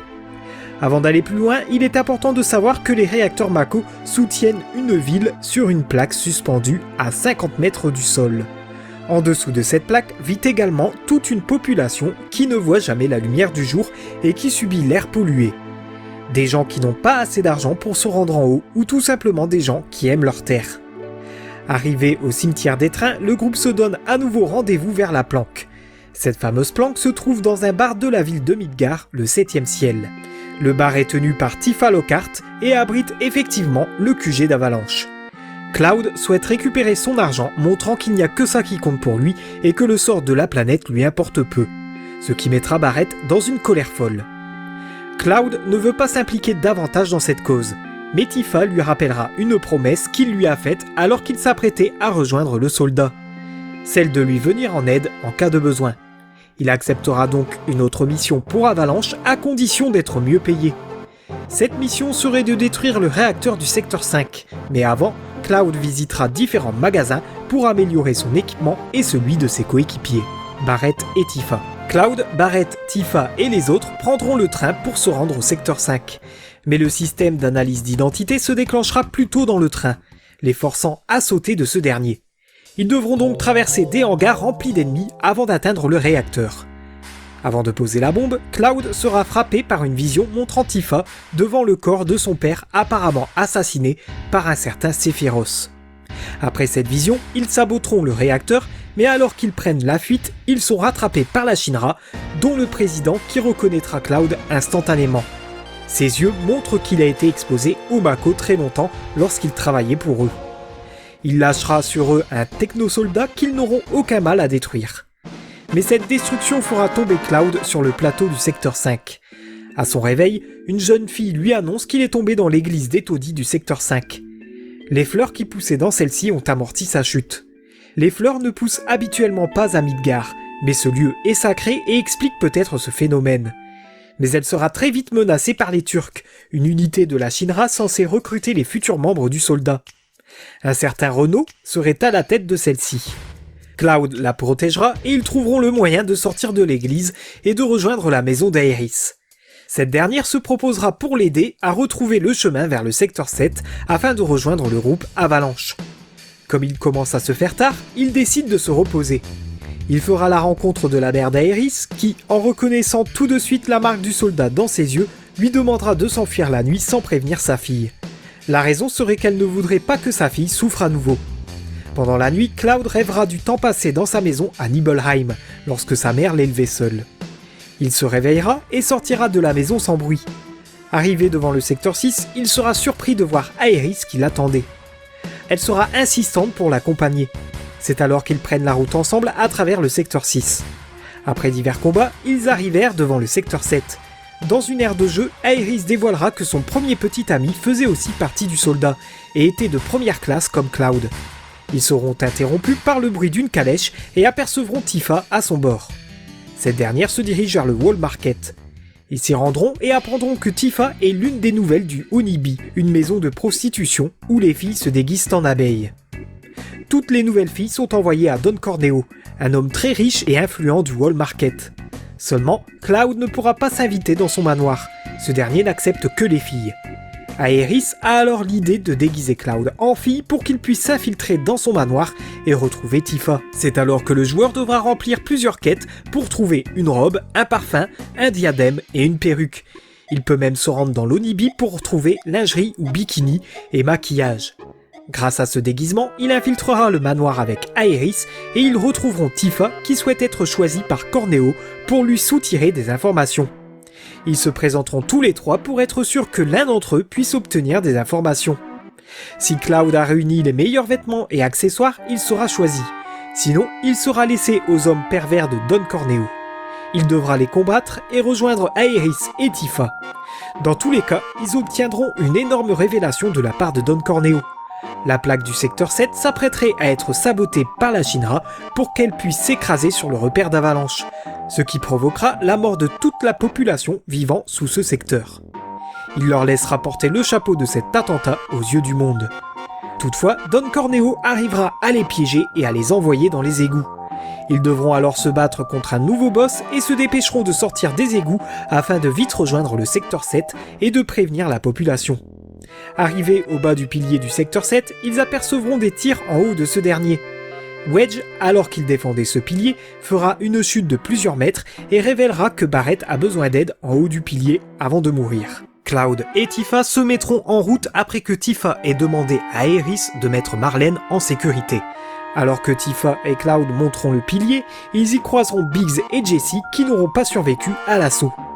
Après quelques affrontements, ils retrouvent Barrett face à Renault, le Turc qui poursuivait Aerys dans l'église. Il enclenchera un dispositif censé faire sauter le pilier. Il ne souhaite pas qu'il s'approche de celui-ci et les affrontera. Alors qu'il subit les attaques répétées de Cloud, Tifa et Barrett, Renault prendra la fuite et Tseng, chef des Turcs, leur révélera qu'il est impossible de désamorcer la bombe car le premier qui la touchera fera tout exploser. Ce dernier montrera également qu'il possède Aerys en otage, qu'il dit être la dernière des anciens que la Shinra lui avait ordonné de capturer. Aerys dira à Tifa de ne pas s'inquiéter car quelqu'un ou quelque chose est en sécurité. Puis Tseng prendra la fuite alors que les explosions commencent à détruire le pilier. Cloud, Tifa et Barrett trouveront un câble qui leur permettra de sortir du secteur 7, indemnes avant que la plaque ne s'écrase sur toute une population, devant les yeux du président de la Shinra depuis sa tour. C'est dans le parc du secteur 6 que les trois compagnons ont atterri. Barrett entrera dans une colère folle après cet échec et la mort de tous ses camarades et de Marlène. Tifa tentera de le rassurer en lui avouant que Aerys avait pour mission de mettre Marlène en sécurité. Il y avait peut-être un espoir. Cloud souhaite alors se rendre chez la mère d'Aerys. Tifa et Barrett l'accompagneront. Nous apprendrons que la mère d'Aerys, Elmira, n'est en réalité pas sa mère biologique. Alors qu'elle allait tous les jours à la gare du secteur 7 pour attendre son mari qui devait revenir de la guerre, elle apercevra Aerys pleurer devant sa mère maternelle alors à terre. La véritable mère d'Aerys lui confiera la tâche de veiller sur sa fille avant de rendre l'âme. Aerys révélera donc à Elmira qu'elle s'était échappée d'un laboratoire de recherche et que sa mère était repartie sur la planète. Une phrase qu'elle n'avait pas compris à l'époque. Puis un jour, Aerys lui annoncera qu'un être cher à Elmira venait de mourir et que son esprit était venu la voir. Esprit qui est retourné à la Terre. Elle ne la croira pas jusqu'au moment où elle recevra une lettre lui annonçant la mort de son mari. Quelque temps plus tard, le chef des Turcs, Tseng, viendra réclamer Aerys à Elmira. Elle aurait du sang spécial dans les veines et sa mère faisait partie des anciens. Aerys serait capable d'apporter à la Shinra le bonheur suprême. Aerys niera faire partie des anciens et Elmira, suspectant qu'Aerys possédait de mystérieux pouvoirs, fera comme si de rien n'était et Tseng les laissera tranquilles jusqu'à aujourd'hui alors qu'elle venait mettre Marlène en sécurité chez elle. Elle se serait laissée capturer pour protéger Marlène. Barrett, soulagé pour Marlène, ira la voir à l'étage avant qu'ils décident de tous partir vers le bâtiment Shinra pour la sauver. Ils achètent donc des batteries au Wall Market leur permettant de grimper un mur vers la plaque supérieure. Ils arriveront alors devant le bâtiment Shinra et ils auront le choix de prendre les escaliers pour plus de discrétion ou bien de passer la porte principale et d'enchaîner les combats pour gagner plus d'expérience. À partir de l'étage 60, les lieux seront plus sécurisés et nos héros traverseront diverses épreuves de discrétion et de logique. Ils croiseront le maire de Midgar à l'un des étages et ce dernier avouera qu'il occupe cette fonction sans vraiment la maîtriser. C'est bien la Shinra qui contrôle Midgar. Arrivés à l'étage 66, ils assisteront à la réunion de la Shinra depuis les conduits d'aération. Ils apprendront que le président de la Shinra ne souhaite pas reconstruire le secteur 7 et souhaite plutôt relancer un certain projet Neo Midgar et augmenter la production de Mako. D'ailleurs, une fille ferait l'objet de recherches dans un laboratoire d'un certain Hojo, responsable du département scientifique. Ils se mettront donc à le suivre jusqu'à ce qu'il s'arrête devant une cage de verre retenant un animal ressemblant à la fois à un chien et à un lion. Alors qu'il s'éloigne du spécimen, Cloud aura de nouveau une vision en regardant une créature étrange enfermée dans un sas. Il citera Jenova notamment avant que Tifa ne l'aide à s'en remettre. Ils retrouveront Hojo dans une salle et ce dernier confrontera Aerys face à son spécimen mi-lion, mi-chien. Barrett forcera alors la porte qui s'ouvrira et Hojo se fera immédiatement attaquer par le spécimen. Mais le sauvetage d'Aerys sera de courte durée avec la venue d'un boss que Cloud affrontera avec Barrett ou Tifa et l'animal se faisant appeler Red 13 et qui est doté de paroles. Celui ne combattant pas mettra Aerys en sécurité. Une fois le boss vaincu, ils se sépareront en 2 groupes pour sortir du bâtiment plus discrètement. Mais les 2 groupes se feront vite rattraper par les Turcs et emmenés devant le président de la Shinra. Il dira avoir mis Aerys en lieu sûr et avouera qu'elle est l'une des dernières survivantes des Cetra qui pourrait les guider vers la terre promise, une terre très fertile qui pourrait contenir beaucoup de Mako. Leur but serait de construire Neo Midgar sur cette terre fertile. Après ces révélations, il les jettera en prison. Profitant de ce séjour en prison, Tifa demandera à Aerys si la terre promise existe réellement. Aerys ne connaît pas la réponse, mais il est dit que les Cetra naissent de la planète, communiquent avec elle et peuvent l'ouvrir. Elle ne sait pas vraiment ce que signifient ces termes. Plus tard, Cloud se réveillera d'un profond sommeil et s'apercevra que sa cellule est ouverte et les garde à terre. Il réveillera et délivrera les autres. Ils suivront des traces de sang partant du sas du spécimen de Jenova jusqu'au bureau du directeur de la Shinra qu'ils retrouveront mort avec une longue épée dans le dos. Celle-ci appartiendrait à un certain Sephiroth que tout le monde croyait mort jusque-là. Ils retrouveront Palmer qui se cachait et qui confirmera que Sephiroth était bien là et qu'il souhaitait les empêcher d'acquérir la terre promise. Mais Cloud le connaît bien et sait que sa mission est bien différente. Rufus, le fils du président, débarque alors et Palmer se pressera de lui annoncer la nouvelle de la mort de son père. Ce dernier est donc prêt à reprendre le flambeau, mais il annonce qu'il fera régner la terreur parmi le peuple pour le diriger. Une méthode bien différente de son père qui contrôlait la population grâce à l'argent. Cloud ordonnera à Barrett de mettre Aerys en sécurité pour le bien de la planète. Il compte bien s'occuper du cas de Rufus. Barrett s'exécute et se battra avec Aerys et Red 13 contre le boss sans artilleur et le boss et les mitrailleuses alors qu'ils descendent de la tour. Pendant ce temps, Cloud battra Rufus accompagné d'une créature nommée Nation Noire. Il prendra la fuite voyant qu'il ne fait pas le poids face à Cloud. Il retrouvera Tifa qui l'attendait non loin du combat. Alors que Barrett, Aerys et Red 13 ne peuvent pas sortir à l'extérieur car le bâtiment est cerné, Tifa les retrouvera pour les emmener vers un véhicule qui leur permettra de s'enfuir du bâtiment avec Cloud qui les escortera depuis sa moto. Sur la route, ils abattront de nombreux ennemis, dont un boss, boule motorisée. À la sortie de Midgar, ils décident de partir à la recherche de Sephiroth, afin de l'éliminer. Ce dernier rechercherait la Terre Promise. Cela permettra peut-être de sauver la planète et d'en apprendre plus sur les anciens. Pour que le voyage soit le moins dangereux possible, ils se sépareront en 2 groupes et se retrouveront dans la ville de Kalm, et profiteront d'un repos à l'auberge pour écouter les souvenirs de Cloud à propos de Sephiroth. Alors qu'il faisait partie du soldat, Cloud accompagnait Sephiroth pour une mission au réacteur Mako de Nibelheim, la ville natale de Cloud. Ce dernier étant alors âgé de 16 ans et considérait Sephiroth comme un héros. Le réacteur Mako de Nibelheim serait détraqué et certains monstres y rôderaient depuis. Cloud en profitera pour revoir sa mère et traîner chez Tifa alors absente. Il tombera sur une lettre d'un ami de Tifa, parti travailler pour la Shinra en s'engageant chez le soldat. Finalement, il reverra Tifa qui sera leur guide pour les mener jusqu'au réacteur. Ils tomberont sur une fontaine à Mako, l'une des seules choses encore pleines de vie car tout autour d'eux semble mort à cause du réacteur Mako qui puise toutes les ressources d'alentour. Sephiroth leur donnera un cours sur la Mako et notamment le fait que la Materia est en réalité de la Mako condensée. Il révélera que l'utilisation de la magie grâce aux Materia n'est possible que si l'on possède la connaissance et la sagesse des anciens contenus dans celle-ci. Sephiroth rira aux éclats quand Cloud qualifiera cela de mystérieux pouvoir. Cela lui fera penser à Hojo de la Shinra qui se mettait en colère lorsque l'on utilisait ces termes. Ce dernier avait pris la succession du grand scientifique Gast que Sephiroth avait bien connu.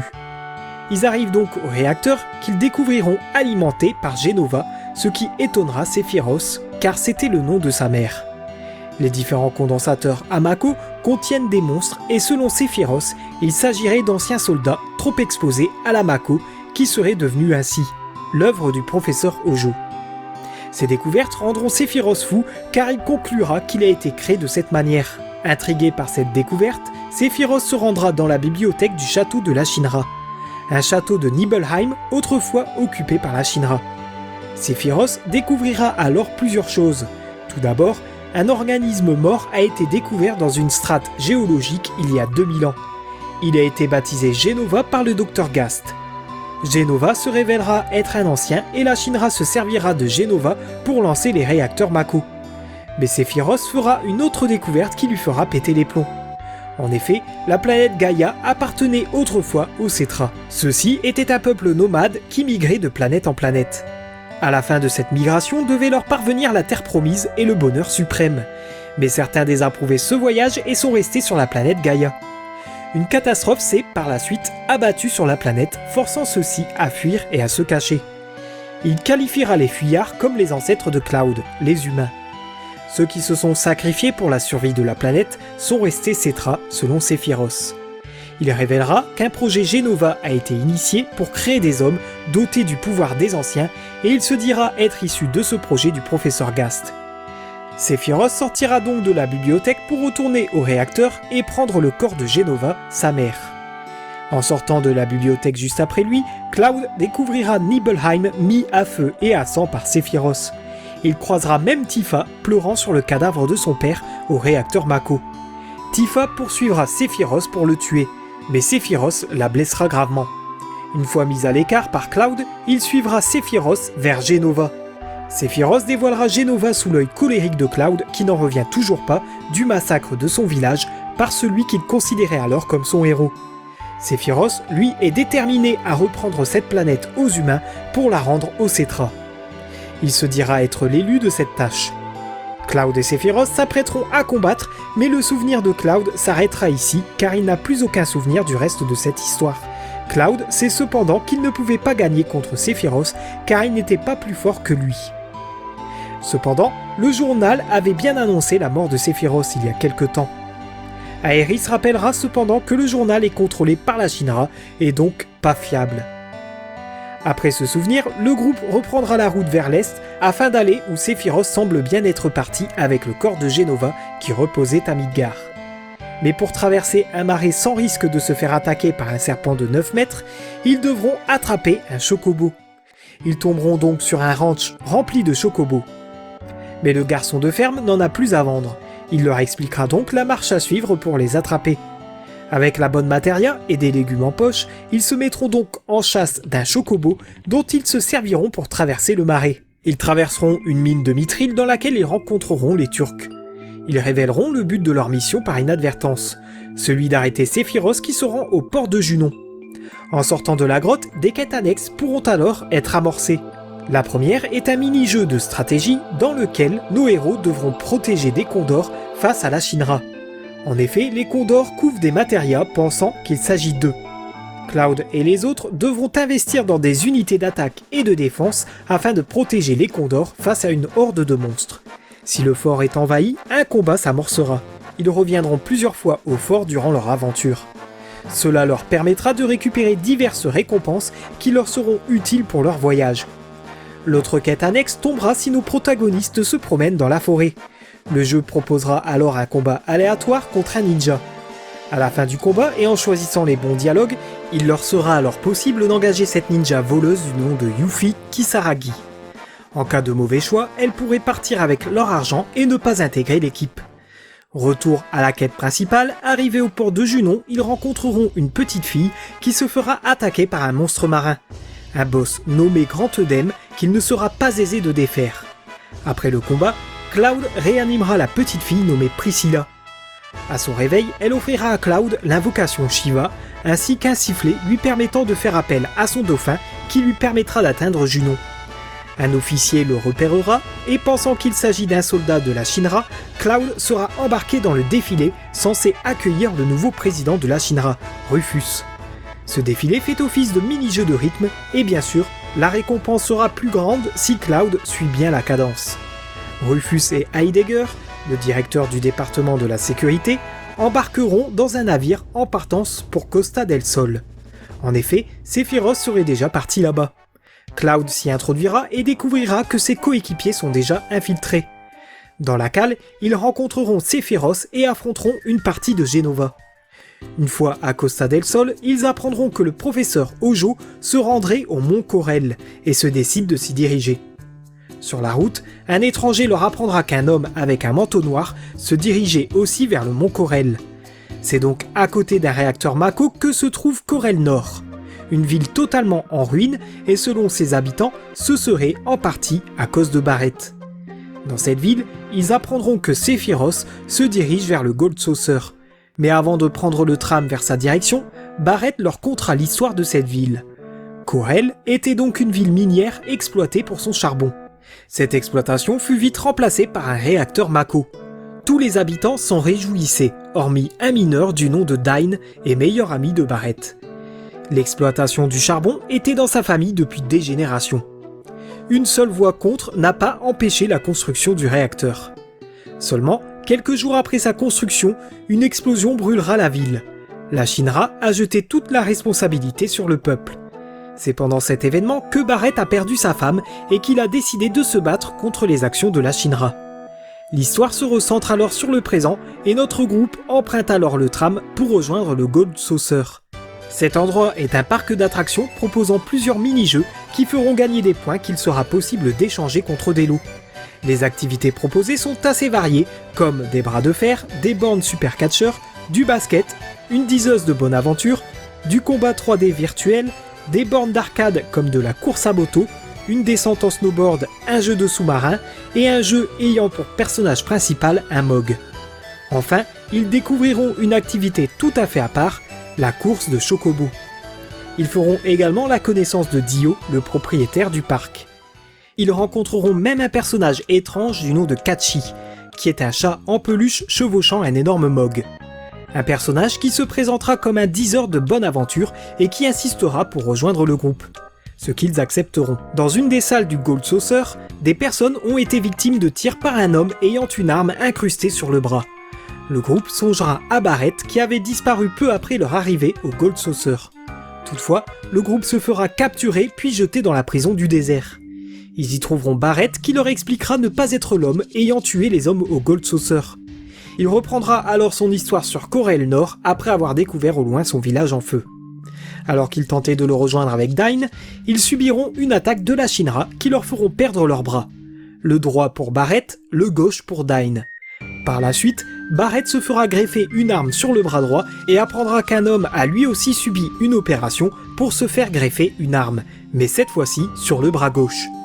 Maintenant qu'il sait qu'il est en vie, il souhaite le retrouver pour s'excuser. Cet objectif sera un succès, mais entre-temps, Dyne est devenu fou. Il a perdu sa femme Éléonore et pense avoir perdu sa fille Marlène. Il a également perdu la ville de Corel à cause de ses habitants qui croyaient au réacteur Mako. Barrett essaiera de le rassurer en lui disant que Marlène est toujours vivante et qu'il a pris soin d'elle durant son absence. Dyne souhaite alors tuer Marlène pour qu'elle puisse rejoindre sa mère Éléonore. Face à sa folie, Barrett n'aura pas d'autre choix que de l'affronter et triomphera du combat.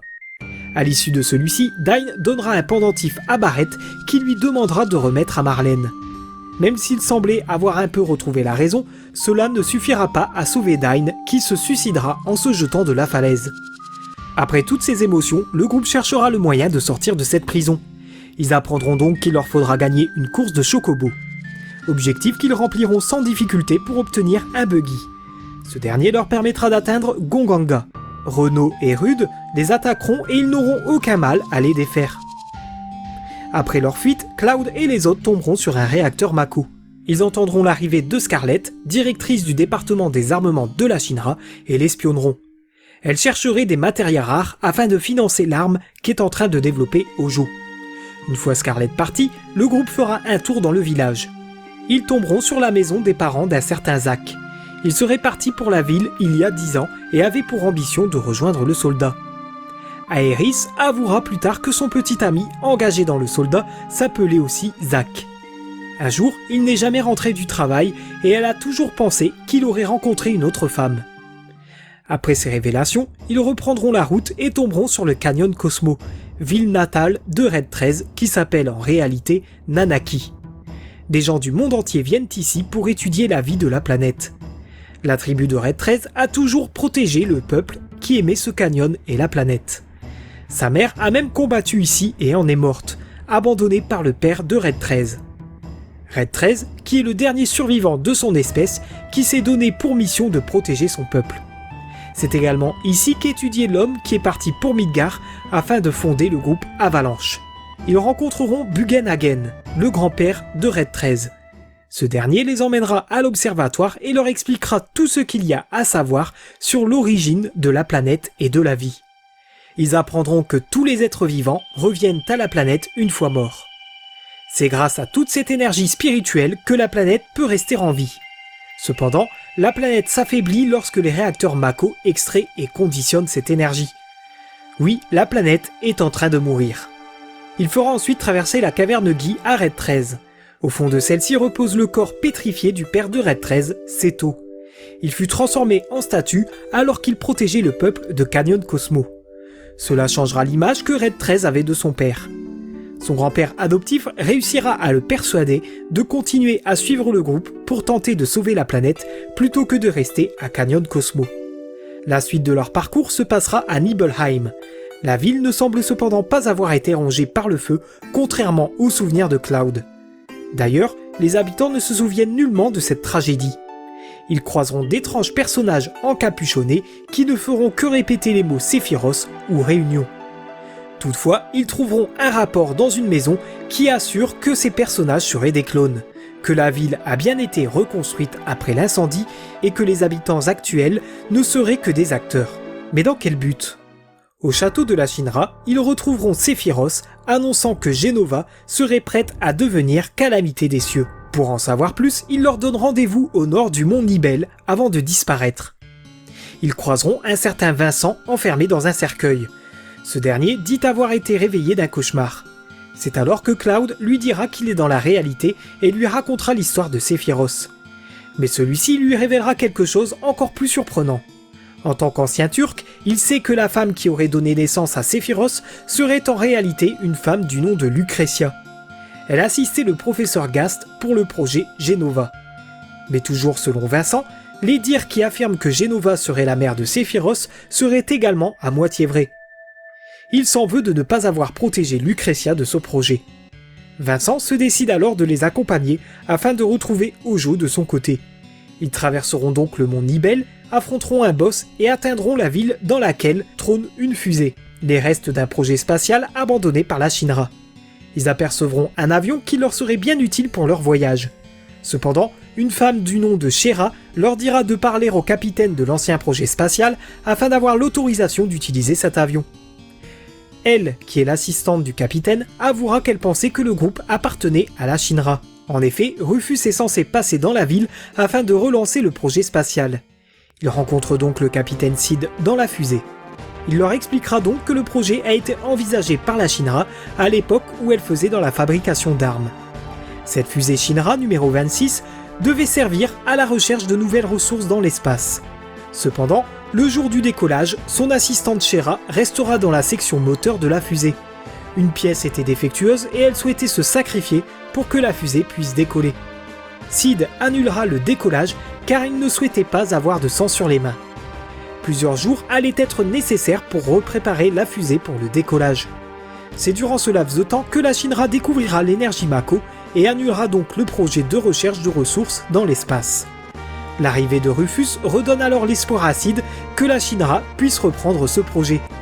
Il n'en saura rien car Rufus est venu lui demander son avion afin de poursuivre Sephiroth. Sid s'y opposera et pendant que ces deux-là discutent de l'avion, Palmer tentera de le voler. C'était sans compter sur l'intervention de Cloud et les autres qui l'en empêcheront. Malgré la défaite de Palmer, l'avion est déjà en route et il est impossible de l'arrêter. Ils récupéreront Sid au passage en évitant les tirs de la Shinra. Ils se cracheront dans l'océan et Sid leur apprendra que Sephiroth se dirigeait vers le temple des anciens. Sans savoir exactement de quoi il s'agit, ils utiliseront l'avion comme pagaie pour atteindre la terre ferme. C'est alors qu'ils seront victimes de Yuffie qui leur tendra une embuscade afin de voler leur matériel. Ils la retrouveront dans la ville de Yutai, mais celle-ci se fera capturer par Don Corneo qui vient de capturer par la même occasion Helena des Turcs auxquels ils s'allieront afin de les sauver. C'est leur jour de repos, donc ils ne leur feront aucun mal.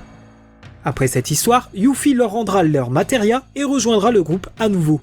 Yutai est la ville natale de Yuffie. Depuis que son père a perdu la guerre contre la Shinra, il a transformé ce lieu en attraction touristique.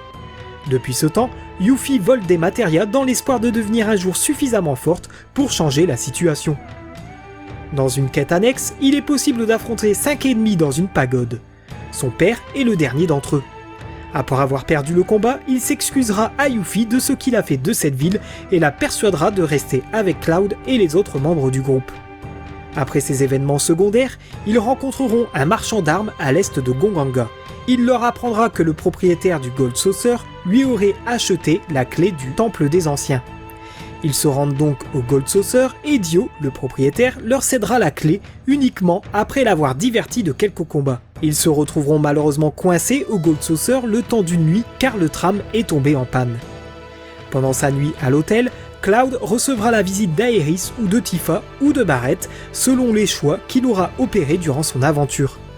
Cette visite aboutira à un rencard. Après ce rencard, ils apercevront Kachi donner la clé du Temple des Anciens à la Shinra. Ce dernier serait un espion à la solde de la Shinra. Quelqu'un contrôlerait cette peluche à distance.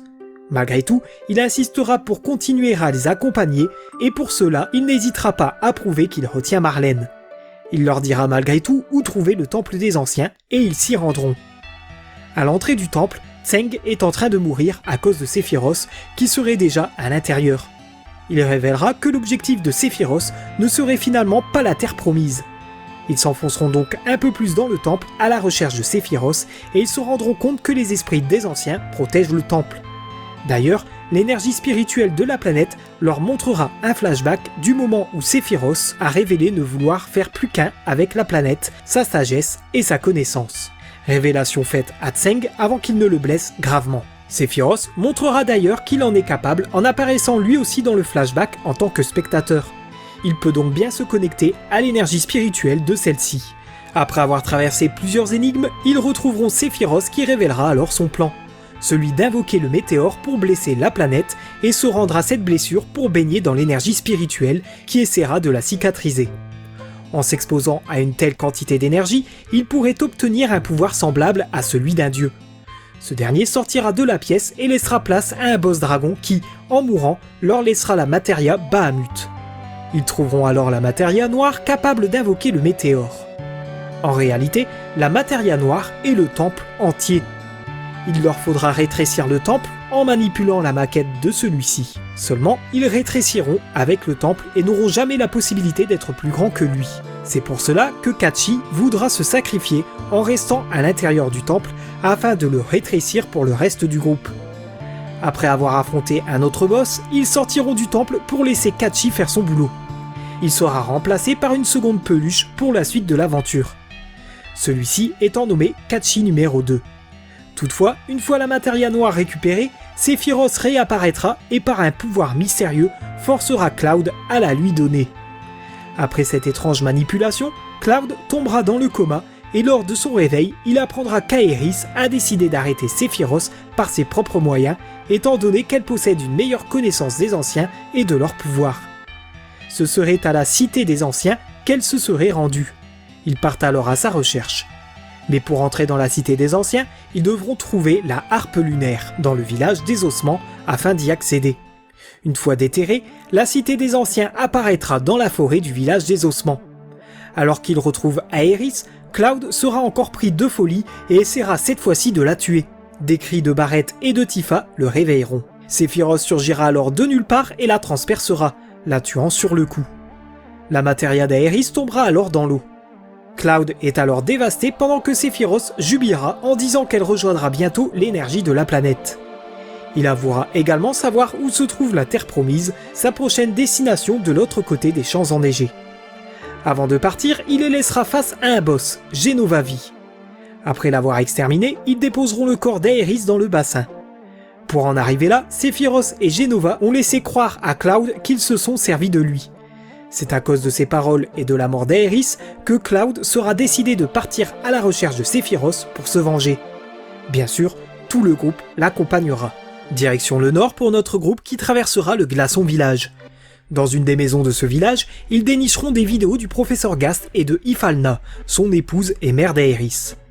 Nous apprendrons qu'il y a 2000 ans, quelque chose s'écrasa sur la planète au pôle nordal et la blessa en formant un cratère.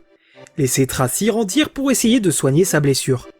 Découragés par la gravité de celle-ci, les Cétras se prépareront à quitter celle-ci, mais la chose qui est tombée sur la planète, qu'ils surnommèrent la calamité des cieux, les attirera vers elle en prenant l'aspect de leurs parents défunts et des souvenirs du passé.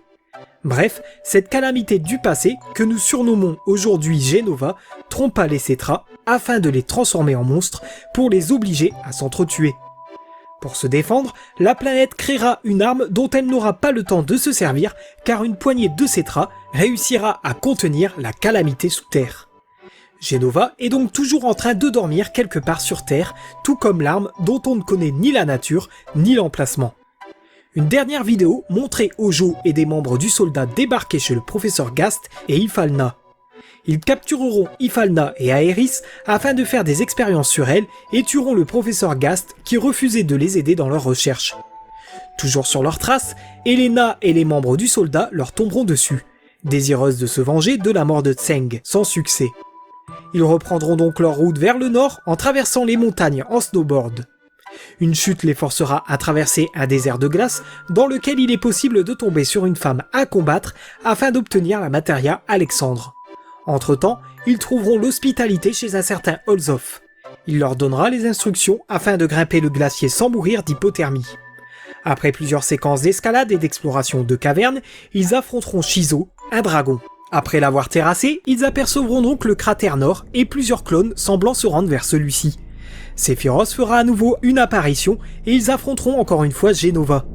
Au terme de cet affrontement, ils remettront la main sur la Materia noire. Cloud se met alors à comprendre que ce n'est pas Sephiroth qu'ils poursuivent depuis le début, juste des clones possédant des cellules de Jenova et agissant sous son contrôle. Ils souhaitent donc affronter un autre de ces clones un peu plus loin, mais ils laisseront la Materia noire à Red 13 afin qu'elle ne soit pas à portée de Sephiroth. Toutefois, le groupe fera face à plusieurs scènes du passé racontées par un clone de Sephiroth sous l'emprise de Jenova. Ces scènes comprennent notamment l'expédition de Nibelheim dans laquelle Cloud était censé avoir participé. Mais à l'instar de ses propres souvenirs, il semblerait que ce soit un jeune homme du nom de Zack qui aurait accompagné Sephiroth à l'époque. La photo prise devant le château de la Shinra en sera la preuve. Cloud ne serait alors qu'un clone de Sephiroth créé par Hojo avec des cellules de Jenova auxquelles se sont greffés des souvenirs du passé de Tifa. Tifa, dont les souvenirs ont également été floués par Jenova. Cloud doutera alors de lui et acceptera le fait qu'il soit un clone raté de Sephiroth qui aurait pour destinée de lui rapporter la Materia noire. Un destin dicté par Jenova depuis le début pour qu'il puisse être à cet endroit à ce moment précis. C'est alors que Rufus, Elena et Hojo atteignent le centre de la planète où repose l'arme de celle-ci et le véritable corps de Sephiroth sur lequel elle veille. Cloud débarquera également en ce lieu. Jenova attirera Red 13 avec ruse pour qu'il rende la Materia noire à Cloud qu'il remettra au véritable Sephiroth qui repose dans la glace depuis sa défaite contre Zack à Nibelheim. Ce dernier est alors délivré, de même que l'arme qui sortira du cratère. Rufus emmènera tout le reste du groupe à bord de son aéronef afin d'échapper à cette folie. L'arme assommera Tifa qui se réveillera 7 jours après. Elle apprendra alors que Sephiroth dort depuis sa délivrance et qu'un anneau de lumière le protège. Il leur faut attendre son réveil pour intervenir. L'arme est également en train de détruire tout ce qu'elle trouve sur son passage, et Rufus l'affronterait en ce moment même. Et comble de tout, le météore est invoqué et se dirige tout droit vers la planète. Cloud est cependant introuvable, et Rufus pensait que celui-ci viendrait les sauver. Voyant que ce n'est pas le cas, il décide de les envoyer dans les chambres à gaz pour les exécuter. En effet, les tenir pour responsables de ce désastre et les tuer devant les caméras de télévision calmerait le peuple. Tifa sera la première enfermée, mais en partant, le garde laissera tomber la clé de ses menottes. Mais avant que l'exécution ne commence, une alerte les préviendra que l'arme se dirigerait droit vers eux. Alors que Rufus et Heidegger se rendent sur le pont afin de riposter, Scarlet se fera asphyxier par Kachi, venu à leur rescousse. Barrett tentera de délivrer alors Tifa mais sans succès. Ils essaieront alors de trouver un autre chemin en croisant Yuffie au passage qui le rejoindra. Leur route s'achèvera face à une impasse à côté d'un aéronef. Pendant ce temps, Tifa essaiera tant bien que mal de récupérer la clé afin de se libérer. Son entreprise réussira et alors qu'elle s'aperçoit qu'elle ne réussira pas à ouvrir la porte, l'arme chargera un rayon qui transpercera sa cellule. Juste après cette attaque, l'aérostat tirera un puissant coup de feu sur la tête de l'arme qui sombrera dans l'eau. Tifa profite alors de cette ouverture pour s'enfuir mais sera rattrapée par Scarlet et elles se livreront à une bataille de gifles.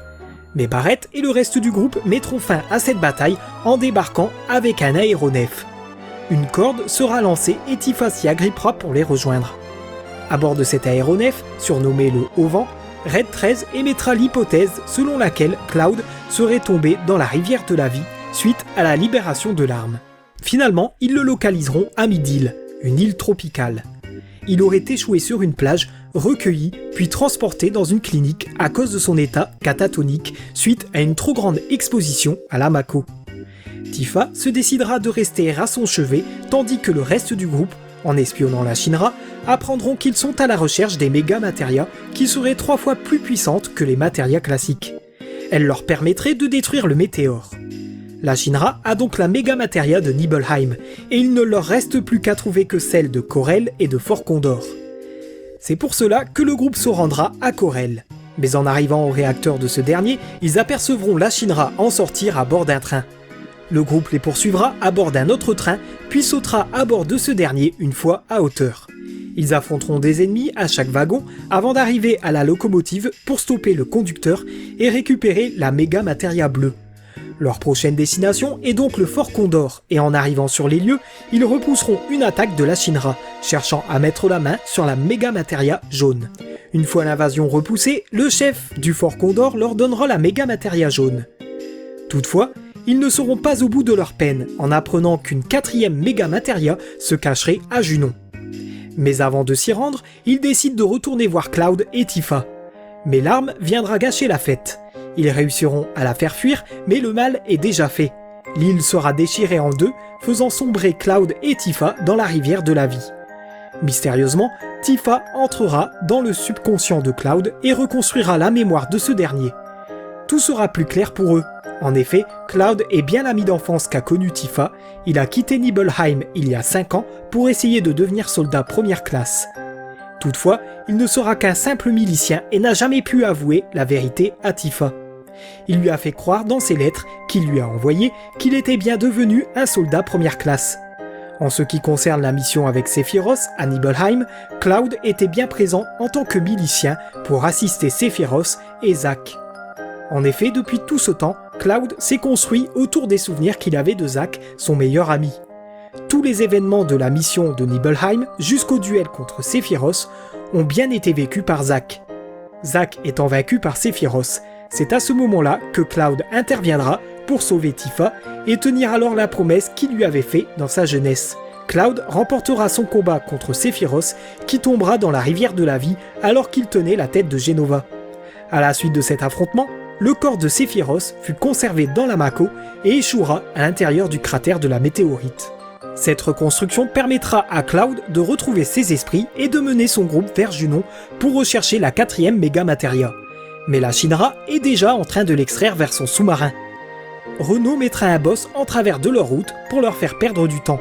Cela les obligera, après avoir vaincu le boss porte-armure, à voler un sous-marin afin de les poursuivre et de faire couler le sous-marin transportant la méga Materia rouge. Mais avant de la récupérer, notre groupe se rendra dans la fusée cité où la Shinra semble préparer une opération. Ils combattront alors Rude alors qu'il les empêchait d'entrer dans la fusée. Une fois à l'intérieur, ils apprendront que la Shinra avait l'intention de placer la méga Materia qu'ils ont en leur possession dans la fusée et de l'envoyer vers le météore afin de le détruire. Mais avant de l'envoyer vers celui-ci, ils récupéreront cette méga Materia. Ne pas la récupérer ne change malheureusement rien aux futurs événements. En effet, ils regarderont la fusée s'écraser sur le météore alors qu'ils s'échappent à bord d'une nacelle de secours avec l'aide de Shera. En vain, le météore se régénérera grâce à la rivière de la vie.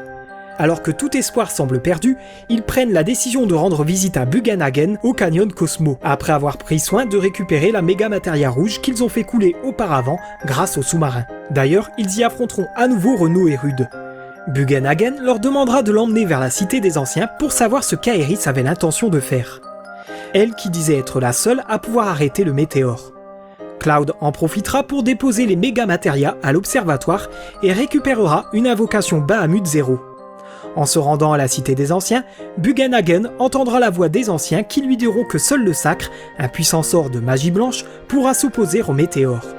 Cloud comprend alors qu'Aerys priait pour activer le sacre via la matéria blanche qu'elle possédait. Cependant, même si la tentative d'Aerys a réussi, car sa matéria blanche est devenue vert pâle, le sacre ne s'est pas manifesté. Peut-être à cause de la présence de Sephiroth au cratère nord. Mais un problème plus grave survint alors. En effet, l'aérostat de Junon a été déplacé vers Midgar par Rufus afin de le faire fonctionner à l'énergie Mako récoltée grâce aux différents réacteurs.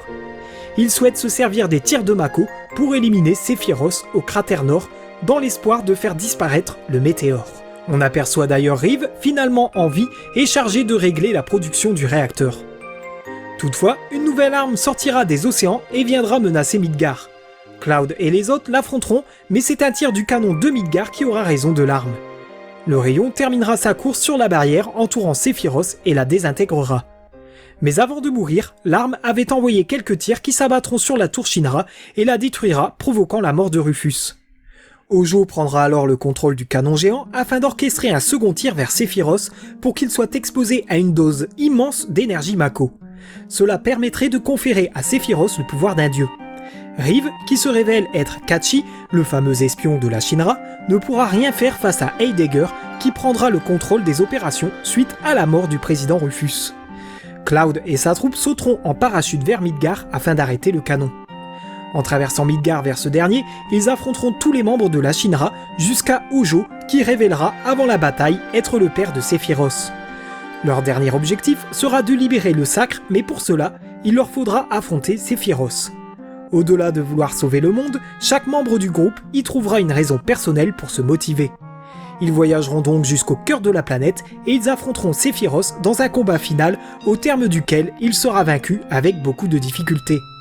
Le sacre sera libéré, mais le météore est beaucoup trop proche de la surface de la planète, ce qui le rendra inefficace.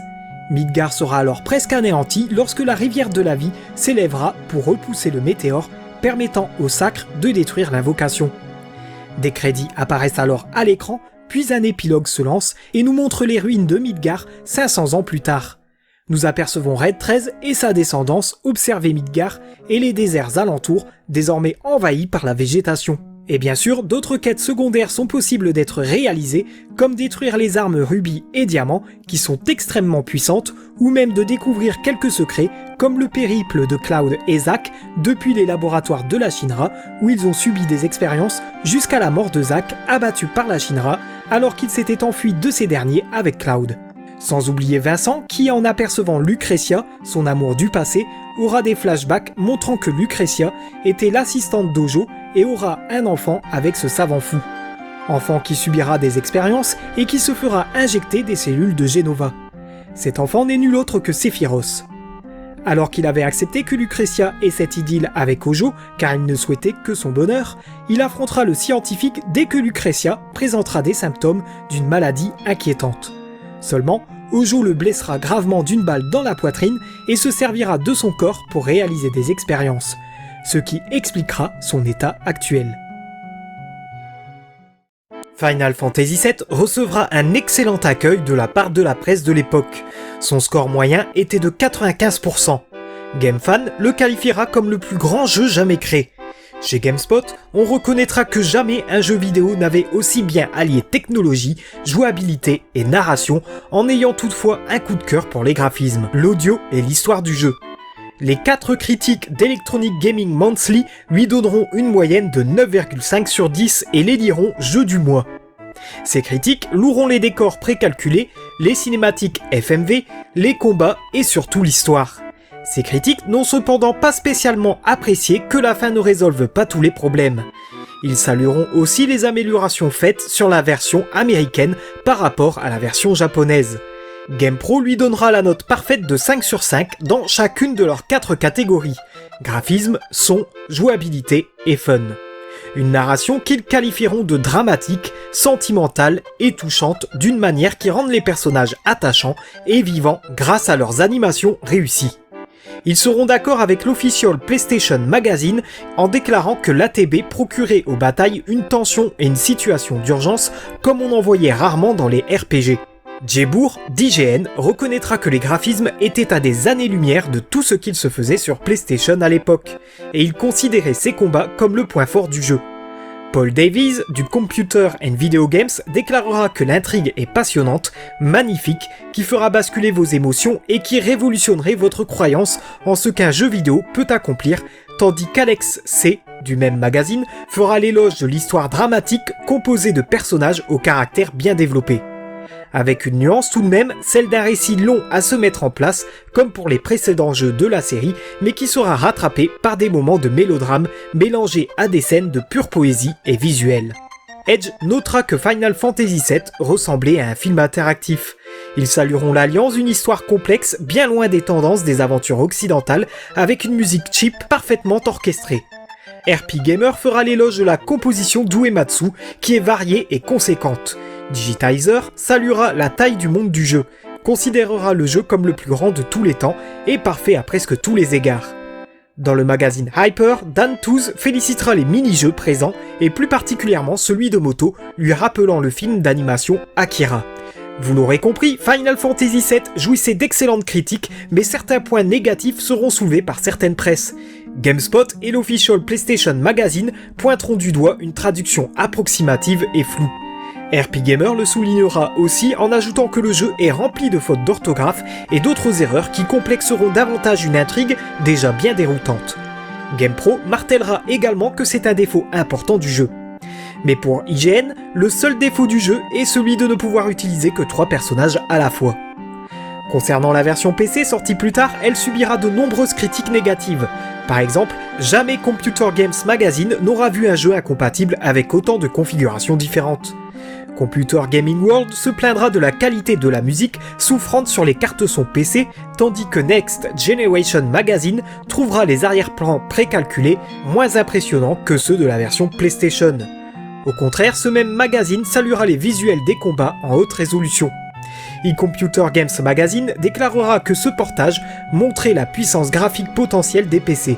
Pour conclure avec cette version PC, PC Gamer conclura que le jeu est toujours un gagnant sur PC, malgré Square qui ne semble pas avoir fait tout le nécessaire pour faire fonctionner son jeu PlayStation sous Windows.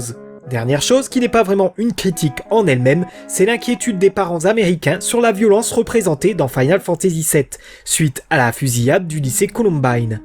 Plusieurs parents de victimes porteront plainte auprès de plusieurs éditeurs de jeux vidéo, dont Eidos Interactive, en citant directement le jeu qu'ils éditent sur PC, Final Fantasy VII. Mais l'histoire nous a déjà prouvé que d'excellentes critiques ne suffisaient pas toujours pour garantir le succès d'un jeu. Est-ce que Final Fantasy VII s'est bien vendu ? Vous connaissez la réponse bien sûr, mais pour vous donner une idée, le jeu Tobal numéro 1 se vendra à 752 000 exemplaires au Japon, en grande partie parce qu'il comprenait une démo de Final Fantasy VII. Une excellente stratégie qui permettra à Tobal numéro 1 d'être le 6e jeu le plus vendu au Japon pour l'année 1996.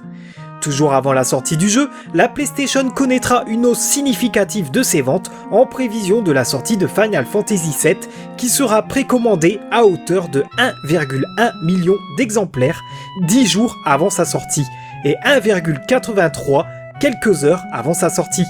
Du jamais vu à l'époque au Japon. Ce sont finalement 1 750 000 exemplaires qui seront réellement vendus pour son premier jour de vente, rapportant 12 millions de yens, soit 99 millions de dollars. Ce qui représenterait 167 millions de dollars en 2021 avec l'inflation. Il atteindra 2 millions de ventes le second jour, soit 14 millions de yens, soit 70 millions de livres sterling, 115 millions de dollars et même chose, cela équivaudrait en 2021 à 194 millions de dollars. Le troisième jour, il atteindra 2,3 millions d'exemplaires au Japon, faisant de Final Fantasy VII le jeu le plus rapidement vendu à l'époque. il pulvérisera les statistiques par rapport au nombre de PlayStation installés dans les foyers japonais. 2,3 millions d'exemplaires vendus pour 4 millions de PlayStation vendus au Japon. Ce qui veut dire qu'un peu plus d'un japonais sur deux possédant une PlayStation avait acheté Final Fantasy VII. Le magazine Computing Japan notera que les ventes de PlayStation au niveau mondial connaîtra une hausse de 60% entre novembre 1996 et mai 1997. La console passait de 10 à 16 millions d'exemplaires vendus, en grande partie grâce à Final Fantasy VII. Le jeu atteindra les 3 millions d'exemplaires vendus vers avril 1997, avant de les dépasser en juillet, puis sera annoncé exactement 3 447 500 exemplaires vendus en août 1997. Alors que les ventes de la PlayStation et de la Sega Saturn possédaient à peu près le même chiffre de vente, la sortie de Final Fantasy VII propulsera les ventes de la PlayStation bien loin devant la Saturn. Et encore, nous n'avons pas abordé les ventes d'Amérique du Nord. Final Fantasy VII était le jeu le plus attendu de son époque. Afin de répondre à la demande, le jeu sera vendu avant sa date de sortie initiale, par des milliers de détaillants. Le premier week-end américain verra s'écouler 330 000 exemplaires pour un total de 16,5 millions de dollars de recettes, soit 28 millions de dollars aujourd'hui avec l'inflation. Un record à l'époque pour un week-end d'ouverture qui sera battu en 1998 par Resident Evil 2. Bien plus que les 300 000 exemplaires de Star Fox 64 par exemple, et des recettes bien plus élevées que les blockbusters hollywoodiens de l'époque. Le jeu totalisera 1,5 million d'exemplaires pour sa première semaine de sortie en Amérique du Nord, pulvérisant les prévisions mensuelles de vente. Il atteindra également le top 3 des locations de jeux vidéo. La première fois qu'un jeu PlayStation dépassera le top 5 des locations de jeux vidéo depuis l'arrivée de la Nintendo 64. Et dans une moindre mesure, la sortie de Final Fantasy VII permettra à PlayStation de briser une longue domination de la Nintendo 64 en Amérique du Nord. L'analyste commercial Edward Williams de Monness, Crespi, Hard & Co concédera que Sony a permis de redéfinir les RPG et d'élargir le public conventionnel en éditant Final Fantasy VII vers les marchés étrangers. Il s'agira du Final Fantasy le plus rentable en Amérique du Nord jusqu'à l'arrivée de Final Fantasy XV en 2016. Au Royaume-Uni, il se vendra à 48 000 exemplaires en 2 jours, rapportant 2,2 millions de livres sterling, soit 3 602 000 dollars, équivalent à 6 100 000 dollars en 2021. Il atteindra la première place des charts au Royaume-Uni et fera de lui le jeu le plus rapidement vendu pour cette génération de consoles et sur le PC. En Allemagne, le jeu recevra une médaille d'or du Verband der Entertainment Software Germany en août 1998 pour ses ventes supérieures à 100 000 exemplaires. De manière globale, Final Fantasy VII sera le jeu le plus vendu de l'année 1997. 6 millions d'exemplaires vendus seront annoncés en 1998, faisant de lui le jeu le plus vendu de la PlayStation à l'époque. Une version PlayStation qui atteindra en 1999 les 7,24 millions d'exemplaires vendus. Puis en fin d'année 2005, la version PlayStation confirmera 9,8 millions d'exemplaires vendus, soit 4 millions vendus au Japon et 5,8 sur les autres territoires. De nouveaux exemplaires se vendront, 158 458 exemplaires pour la réédition japonaise en édition Advent Pieces, 63 770 pour l'édition japonaise Ultimate Hits en 2007, qui porteront les ventes totales de la version PlayStation à 10 millions d'exemplaires vendus à travers le monde. Une version PlayStation Platinum sortira dans les marchés étrangers et comprendra notamment une démo de Final Fantasy VIII. Pour ce qui est de la version PC, l'éditeur Eidos souhaitait en vendre 100 000 exemplaires. Ils en vendront 1 million très rapidement, permettant à Square de récolter 2 millions de dollars, soit l'équivalent de 3 300 000 dollars en 2021. La version PS1 Classics du PlayStation Store se vendra à 100 000 exemplaires pour sa semaine de sortie en 2009. En août 2015, en cumulant les versions PlayStation et PC, le jeu cumulait 11 millions d'exemplaires écoulés. Steam Spy estimera le nombre de téléchargements Steam à 1,2 million d'exemplaires en avril 2018. Ce que confirmera un peu plus tard une fuite sur Steam estimant 1,14 million de joueurs en juillet 2018. Google Play comptabilisera 100 000 téléchargements. En 2019 sera confirmé 12,3 millions d'unités vendues à travers toutes les plateformes. Puis le chiffre grimpera à 13,3 millions d'exemplaires en février 2021, avant les derniers chiffres de vente connus en mars 2022, soit 13,9 millions d'exemplaires. Avec autant de bonnes critiques et d'excellentes ventes, il ne sera pas étonnant de savoir que Final Fantasy VII sera récompensé maintes et maintes fois durant l'année 1997. Tout d'abord, lors de la seconde édition des Seiza Awards, une cérémonie japonaise récompensant les meilleurs jeux vidéo, il sera sacré jeu de l'année et sera également récompensé pour son scénario et sa musique. Pour les AIAS, connus aujourd'hui sous le nom des DICE Awards, Final Fantasy VII sera sacré meilleur jeu d'aventure console de l'année et meilleur RPG console de l'année. Il était également prétendant pour les catégories titres interactifs de l'année, réalisation exceptionnelle en art et graphisme et réalisation exceptionnelle en design interactif. Aux Origins Awards, il remportera le prix de meilleur jeu RPG de l'année. Final Fantasy VII sera reconnu comme étant le jeu de l'année par plusieurs magazines comme Game Informer, GamePro et Hyper. Chez Electronic Gaming Monthly, il remportera le prix du jeu de l'année, toutes plateformes confondues, grâce au vote des lecteurs, ainsi que le prix du jeu PlayStation de l'année, toujours grâce aux lecteurs. Cela lui vaudra plusieurs prix aux Editor's Choice Awards, comme celui du jeu de rôle de l'année et les meilleurs graphismes de l'année. Une seconde place cependant pour le prix du jeu de l'année. Tifa Lockhart lui permettra de décrocher le prix de la catégorie Hottest Video Game Babe. Je ne plaisante pas, il y avait vraiment cette catégorie à l'époque. Et enfin, toujours aux Editor's Choice Awards, il remportera les prix de plus grosse hype pour un jeu, meilleure fin et meilleure campagne publicitaire. Digitizer le classera second dans la catégorie jeu de l'année, derrière Super Mario 64, et enfin RPG Fan le sacrera meilleur RPG de 1997. Final Fantasy VII apparaîtra régulièrement dans les classements des meilleurs jeux de tous les temps. 21e par EGM en 1997, puis le classeront 91e en 2001. Toujours en 2001, Game Informer le classera 10e meilleur jeu de tous les temps, puis 15e en 2009. En 2004, c'est Retro Gamer qui le classera 4e meilleur jeu de tous les temps. En 2006, GameSpot le mettra dans la liste des plus grands jeux de tous les temps. Empire classera Final Fantasy VII second meilleur jeu de tous les temps. 76e dans la liste d'IGN de 2007, puis 99e lorsqu'ils actualiseront leur classement en 2018. 3e dans celle de Stuffs en 2008, Time le citera en 2012 parmi les 100 plus grands jeux de tous les temps, sans ordre particulier. La même année, c'est PAGN qui le classera 3e.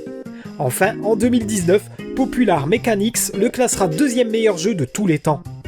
Parmi les dernières listes notables, on notera les prix de meilleure histoire, meilleur RPG et meilleur jeu global chez Dengeki PlayStation pour la catégorie PlayStation 1. GamePro le nommera meilleur RPG de tous les temps en 2008 et l'inclura dans la liste des 30 meilleurs jeux PSN en 2010. Il sera 6e jeu le plus triste de tous les temps en 2012 par GamesRadar. Plus tard, en 2018, GamesRadar Plus classera Final Fantasy VII 12e meilleur jeu PS1 de tous les temps. Enfin, GameSpy en 2003 classera Final Fantasy VII 7e des jeux les plus surestimés. Les lecteurs propulseront également Final Fantasy VII dans les différents classements de meilleurs jeux de tous les temps. 9e chez EGM en 1997, 2e en 2009. Chez GamesFAQs, il sera élu meilleur jeu de tous les temps par les utilisateurs en 2004 et 2005. Chez Dengeki en 2008, les joueurs l'éliront meilleur jeu jamais créé ainsi que 9e jeu le plus triste de tous les temps. Toujours grâce aux joueurs, Final Fantasy VII sera 7e meilleur jeu de tous les temps chez Game Informer. Chez TV Asahi en 2021, un sondage composé de 50 000 japonais le placera 3e meilleur jeu console de tous les temps, derrière The Legend of Zelda, Breath of the Wild et Dragon Quest V. Au-delà de ces récompenses, Final Fantasy VII laissera derrière lui un héritage important et beaucoup d'hommages seront rendus. Par exemple, une version non officielle de Final Fantasy VII sera réalisée sur la NES par la société chinoise Shenzhen Nanjing Technology. Le jeu est un remake, à savoir une version avec des graphismes ABC. Ici, la 3D laissera place à de la 2D et des quêtes secondaires seront supprimées. Mais la popularité et la fin ouverte de Final Fantasy VII amèneront Kitase et Nojima à établir un lien entre l'intrigue de Final Fantasy VII et celle de Final Fantasy X-2. En effet, un personnage nommé Shinra dans ce dernier propose le concept d'extraction de l'énergie vitale de la planète Spira. Un clin d'œil évident à la société Shinra, de l'aveu même de Nojima, qui déclarera également qu'il envisageait les événements de Final Fantasy X-2 comme antérieurs à ceux de Final Fantasy VII. Les FMV de Final Fantasy VII permettront également de laisser un héritage important dans l'univers de la série, car elles ont permis à Sakaguchi de commencer à produire le premier long métrage de Final Fantasy entièrement en images de synthèse. Final Fantasy, les créatures de l'esprit.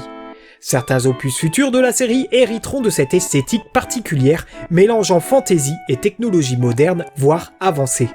C'est le cas notamment de Final Fantasy VIII, le film Les créatures de l'esprit et Final Fantasy XV. Enfin, les ressorties d'éditions internationales pour le marché japonais se reproduiront souvent après Final Fantasy VII International, par exemple Final Fantasy X et d'autres opus ultérieurs, ainsi que pour la saga Kingdom Hearts. Mais l'héritage de Final Fantasy VII, ce sont également ces personnages qui seront sans aucun doute les plus populaires parmi tous les Final Fantasy. Ils apparaîtront dans de nombreux autres jeux comme le jeu de combat Air Gaze dans les salles d'arcade puis sur PS1 plus tard. 6 personnages de Final Fantasy VII y apparaissaient. Cloud, Sephiroth, Vincent, Yuffie, Tifa et Zack. Comment ne pas parler du crossover de Disney et des personnages de Final Fantasy dans la série de jeux vidéo Kingdom Hearts qui était une grande réussite. Puis le jeu vidéo de combat nommé Dissidia Final Fantasy permettait de jouer avec Cloud ou Sephiroth contre des personnages issus de l'entièreté de la licence Final Fantasy. Tifa sera ajoutée dans sa suite Dissidia Duodécime Final Fantasy. Cloud sera également jouable dans Final Fantasy Tactics, mais aussi, plus surprenant, présent et ajouté en tant que personnage téléchargeable pour le jeu Super Smash Bros pour Nintendo 3DS et Wii U, accompagné d'un terrain de combat Midgar. Il sera de retour en 2018 dans Super Smash Bros Ultimate sur Nintendo Switch. C'est Sephiroth cette fois qui sera ajouté en tant que contenu téléchargeable en décembre 2020. Dans le cadre du Fighter's Pass Volume 2. Des musiques seront ajoutées également au nombre de 9. Des Mii à l'effigie de Cloud, Barrett et Tifa, 13 nouveaux esprits sur le thème de Final Fantasy VII et une nouvelle map basée sur la grotte du Nord. Dernière location du jeu. Pour finir, sachez que Final Fantasy VII se verra parodié de nombreuses fois, comme dans la série Robot Chicken lors de sa saison 2. Mais s'il y a bien une chose à retenir de Final Fantasy VII, c'est l'impact qu'il laissera à travers le monde vidéoludique. Il est d'ailleurs considéré comme le Final Fantasy le plus impactant de la licence. Certains reconnaîtront même qu'il sera le premier RPG à surpasser la narration cinématographique sans la copier. D'une manière plus générale, des magazines spécialisés le classeront souvent dans des tops de jeux les plus influents. 2e par GameSpot en 2002, 6e par Electronic Gaming Monthly en 2005, 14 chez GamePro en 2007 et 2009, et d'autres le nommeront comme jeu influent sans forcément le classer. C'est le cas notamment des auteurs Bill Loguidis, Matt Barton et Samuel Roberts chez Games Radar. Il en sera de même pour IGN. Enfin, le Strong National Museum of Play a admis Final Fantasy VII à son World Video Game Hall of Fame en 2018. Si Final Fantasy VII est reconnu comme impactant dans le monde du jeu vidéo, c'est qu'il a popularisé le genre RPG en Amérique du Nord et en Europe auprès du grand public. Son succès rendra les éditeurs et développeurs moins frileux pour sortir des RPG sur consoles de jeux comme BioWare. En plus de générer des ventes de PlayStation, de démontrer l'avantage du support CD-ROM par rapport aux disquettes, le jeu était tellement conséquent qu'il n'aura pas d'autre choix que de sortir sur 3 CD. Mais le format disquette aurait été compliqué. Pour rappel, il aurait fallu 30 cartouches pour faire tenir Final Fantasy VII. Même le fondateur de PlayStation, Ken Kutaragi, reconnaîtra que Final Fantasy VII était précurseur et qu'il permet au monde vidéoludique de faire un grand bond en avant. Final Fantasy VII contribuera à une prise de conscience mondiale envers la culture japonaise et les animes.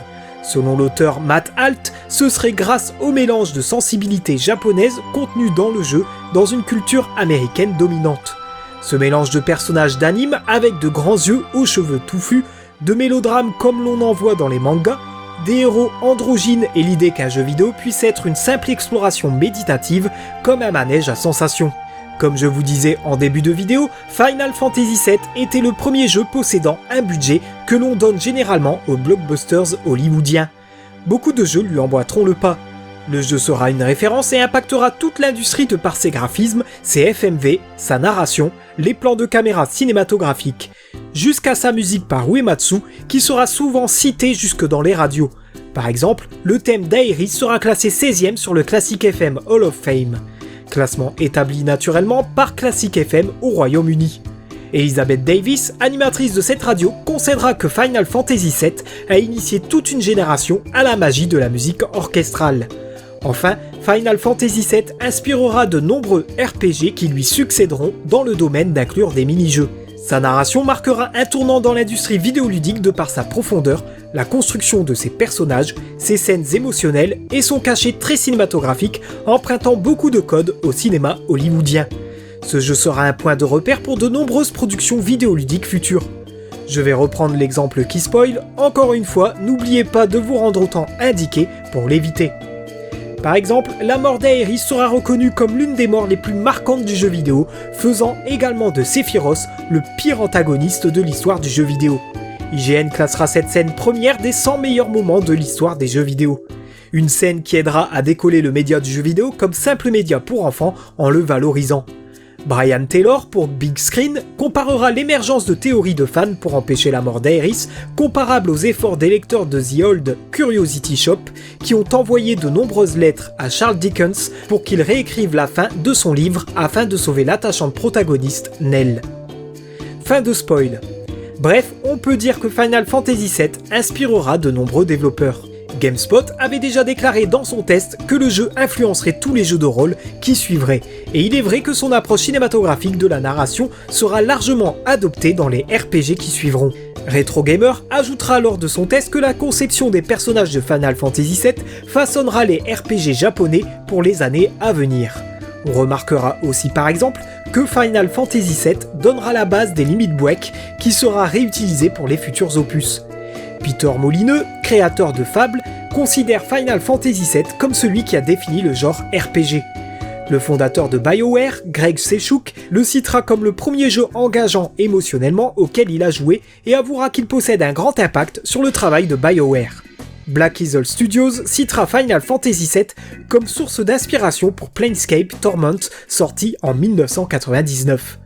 Ce que remarquera Massige Mystic de Hardcore Gaming 101, notamment sur les animations de sorts et quêtes de personnages. Chose qu'il suspectera aussi pour Baldur's Gate 2 de BioWare en 2000. De nombreux développeurs seront reconnaissants envers Final Fantasy VII en disant qu'il s'agit du jeu qui leur donnera envie de concevoir des jeux vidéo.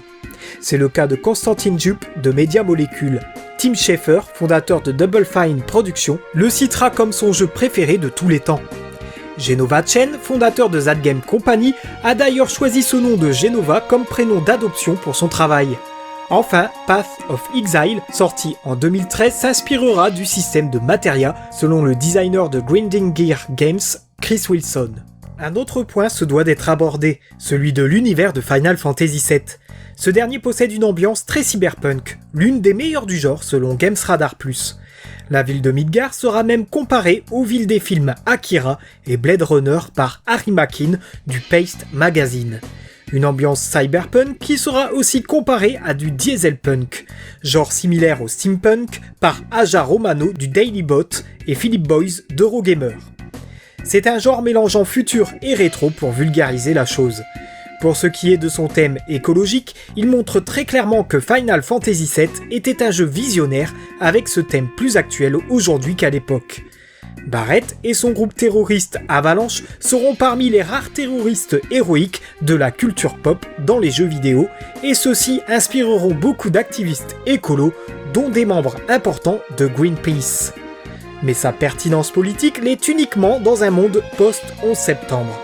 Mais au-delà de son thème écologique, d'autres points de Final Fantasy VII seront beaucoup plus actuels à notre époque. L'effondrement économique par exemple, et même le monde du jeu après l'invocation du météore peut aujourd'hui faire penser au monde lors de la pandémie du Covid-19. Même les tenues portées par les personnages inspireront beaucoup de tenues actuelles, selon Murray Clark du magazine Esquire. Mais Final Fantasy VII est aussi connu pour être un récit de narrateur non fiable. Comprenez par là que le joueur sera conduit à douter du bien fondé de la confiance qu'il est a priori censé donner à l'égard de l'instance narrative. Beaucoup de films ont utilisé cette technique. C'est le cas de Fight Club, Le Sixième Sens, American Psycho et Memento. Mais cette technique issue des livres permettra de pousser le concept plus loin dans le jeu vidéo en établissant un lien entre le joueur et le protagoniste Cloud. Aucun autre RPG n'a jamais rompu le lien entre le joueur et le protagoniste comme l'a fait Final Fantasy VII. Une narration qui ne laissera pas indifférente avec quelques éléments de psychanalyse ou de troubles dissociatifs de l'identité chez Cloud. Mais nous pouvons aussi l'interpréter comme une mémoire involontaire suite à un stress post-traumatique. Le jeu tente énormément de choses et c'est pour ça qu'il est si fascinant. Il commente la façon dont nous pensons à l'héroïsme, la masculinité et l'identité dans la narration des jeux vidéo. Jack Ridsdale de PC Games N soutiendra que Cloud déconstruit l'archétype du héros et de la masculinité toxique et comparera la tournure de l'intrigue sur sa véritable identité à celle de Fight Club. Gene Park du Washington Post ira plus loin à propos de Final Fantasy VII et dira qu'avec son histoire cyberpunk sur les délires personnels, la maladie mentale, le changement climatique et la lutte des classes, Final Fantasy VII serait un Blade Runner pour la génération Y. Un livre très intéressant de Pat Holman, intitulé Reverse Design Final Fantasy VII, examine en détail les thèmes et sujets du jeu. Il résumera l'histoire de Final Fantasy VII à une histoire de personnes ayant survécu aux personnes, aux lieux et aux choses qui leur ont donné une identité. Une histoire de survivants en somme. Et que les personnages étaient motivés par la perte de quelque chose qui définissait qui ils étaient autrefois. Un exemple frappant sera celui de Barrett qui connaîtra la perte de ses mines de charbon où il aurait grandi. Ce dernier cherchera à se venger en se servant d'un écologiste militant avant de se rendre compte que la vengeance n'est pas la solution et cherchera plutôt à préserver un avenir pour sa fille Marlène qui est le seul lien de son passé qui lui reste. Il soutient dans son livre que ces thèmes ne peuvent être assimilés que par des adultes et qu'ils ont été mal compris par une grande partie des joueurs de l'époque, alors majoritairement adolescents. Jessica Howard de GameSpot dira que les relations, la maternité, la politique et l'identité sont les thèmes centraux de Final Fantasy VII. Un jeu extrêmement punk contenant des idées politiques et messages concernant la répartition du pouvoir, notre traitement de l'environnement et le mal que l'on peut trouver dans la complicité. Il ne sera donc pas étonnant de trouver des tonnes de produits dérivés suite au succès de Final Fantasy VII. Des pins, des figurines, des cartes à collectionner et bien sûr des guides de stratégie. Studio Ben Stuff en écrira un en 1997 et se vendra à 1,7 million d'exemplaires. Dans les marchés étrangers, c'est Brady Games qui publiera le guide officiel de Final Fantasy VII en 1998. Un succès qui poussera Square à proposer d'autres jeux vidéo dans l'univers de Final Fantasy VII, mais aussi un film d'animation et un remake quelques années plus tard. Malheureusement, ce n'est que dans les prochains épisodes que je vous parlerai de ces autres sujets concernant la compilation of Final Fantasy VII. N'oubliez pas le petit abonnement et l'activation de la cloche pour être au courant de la sortie de la prochaine vidéo de cette rétrospective Final Fantasy VII qui sera consacrée à Before Crisis. Un énorme merci à ceux qui ont regardé cette vidéo jusqu'au bout. C'était Stott pour l'histoire de Final Fantasy VII. À bientôt.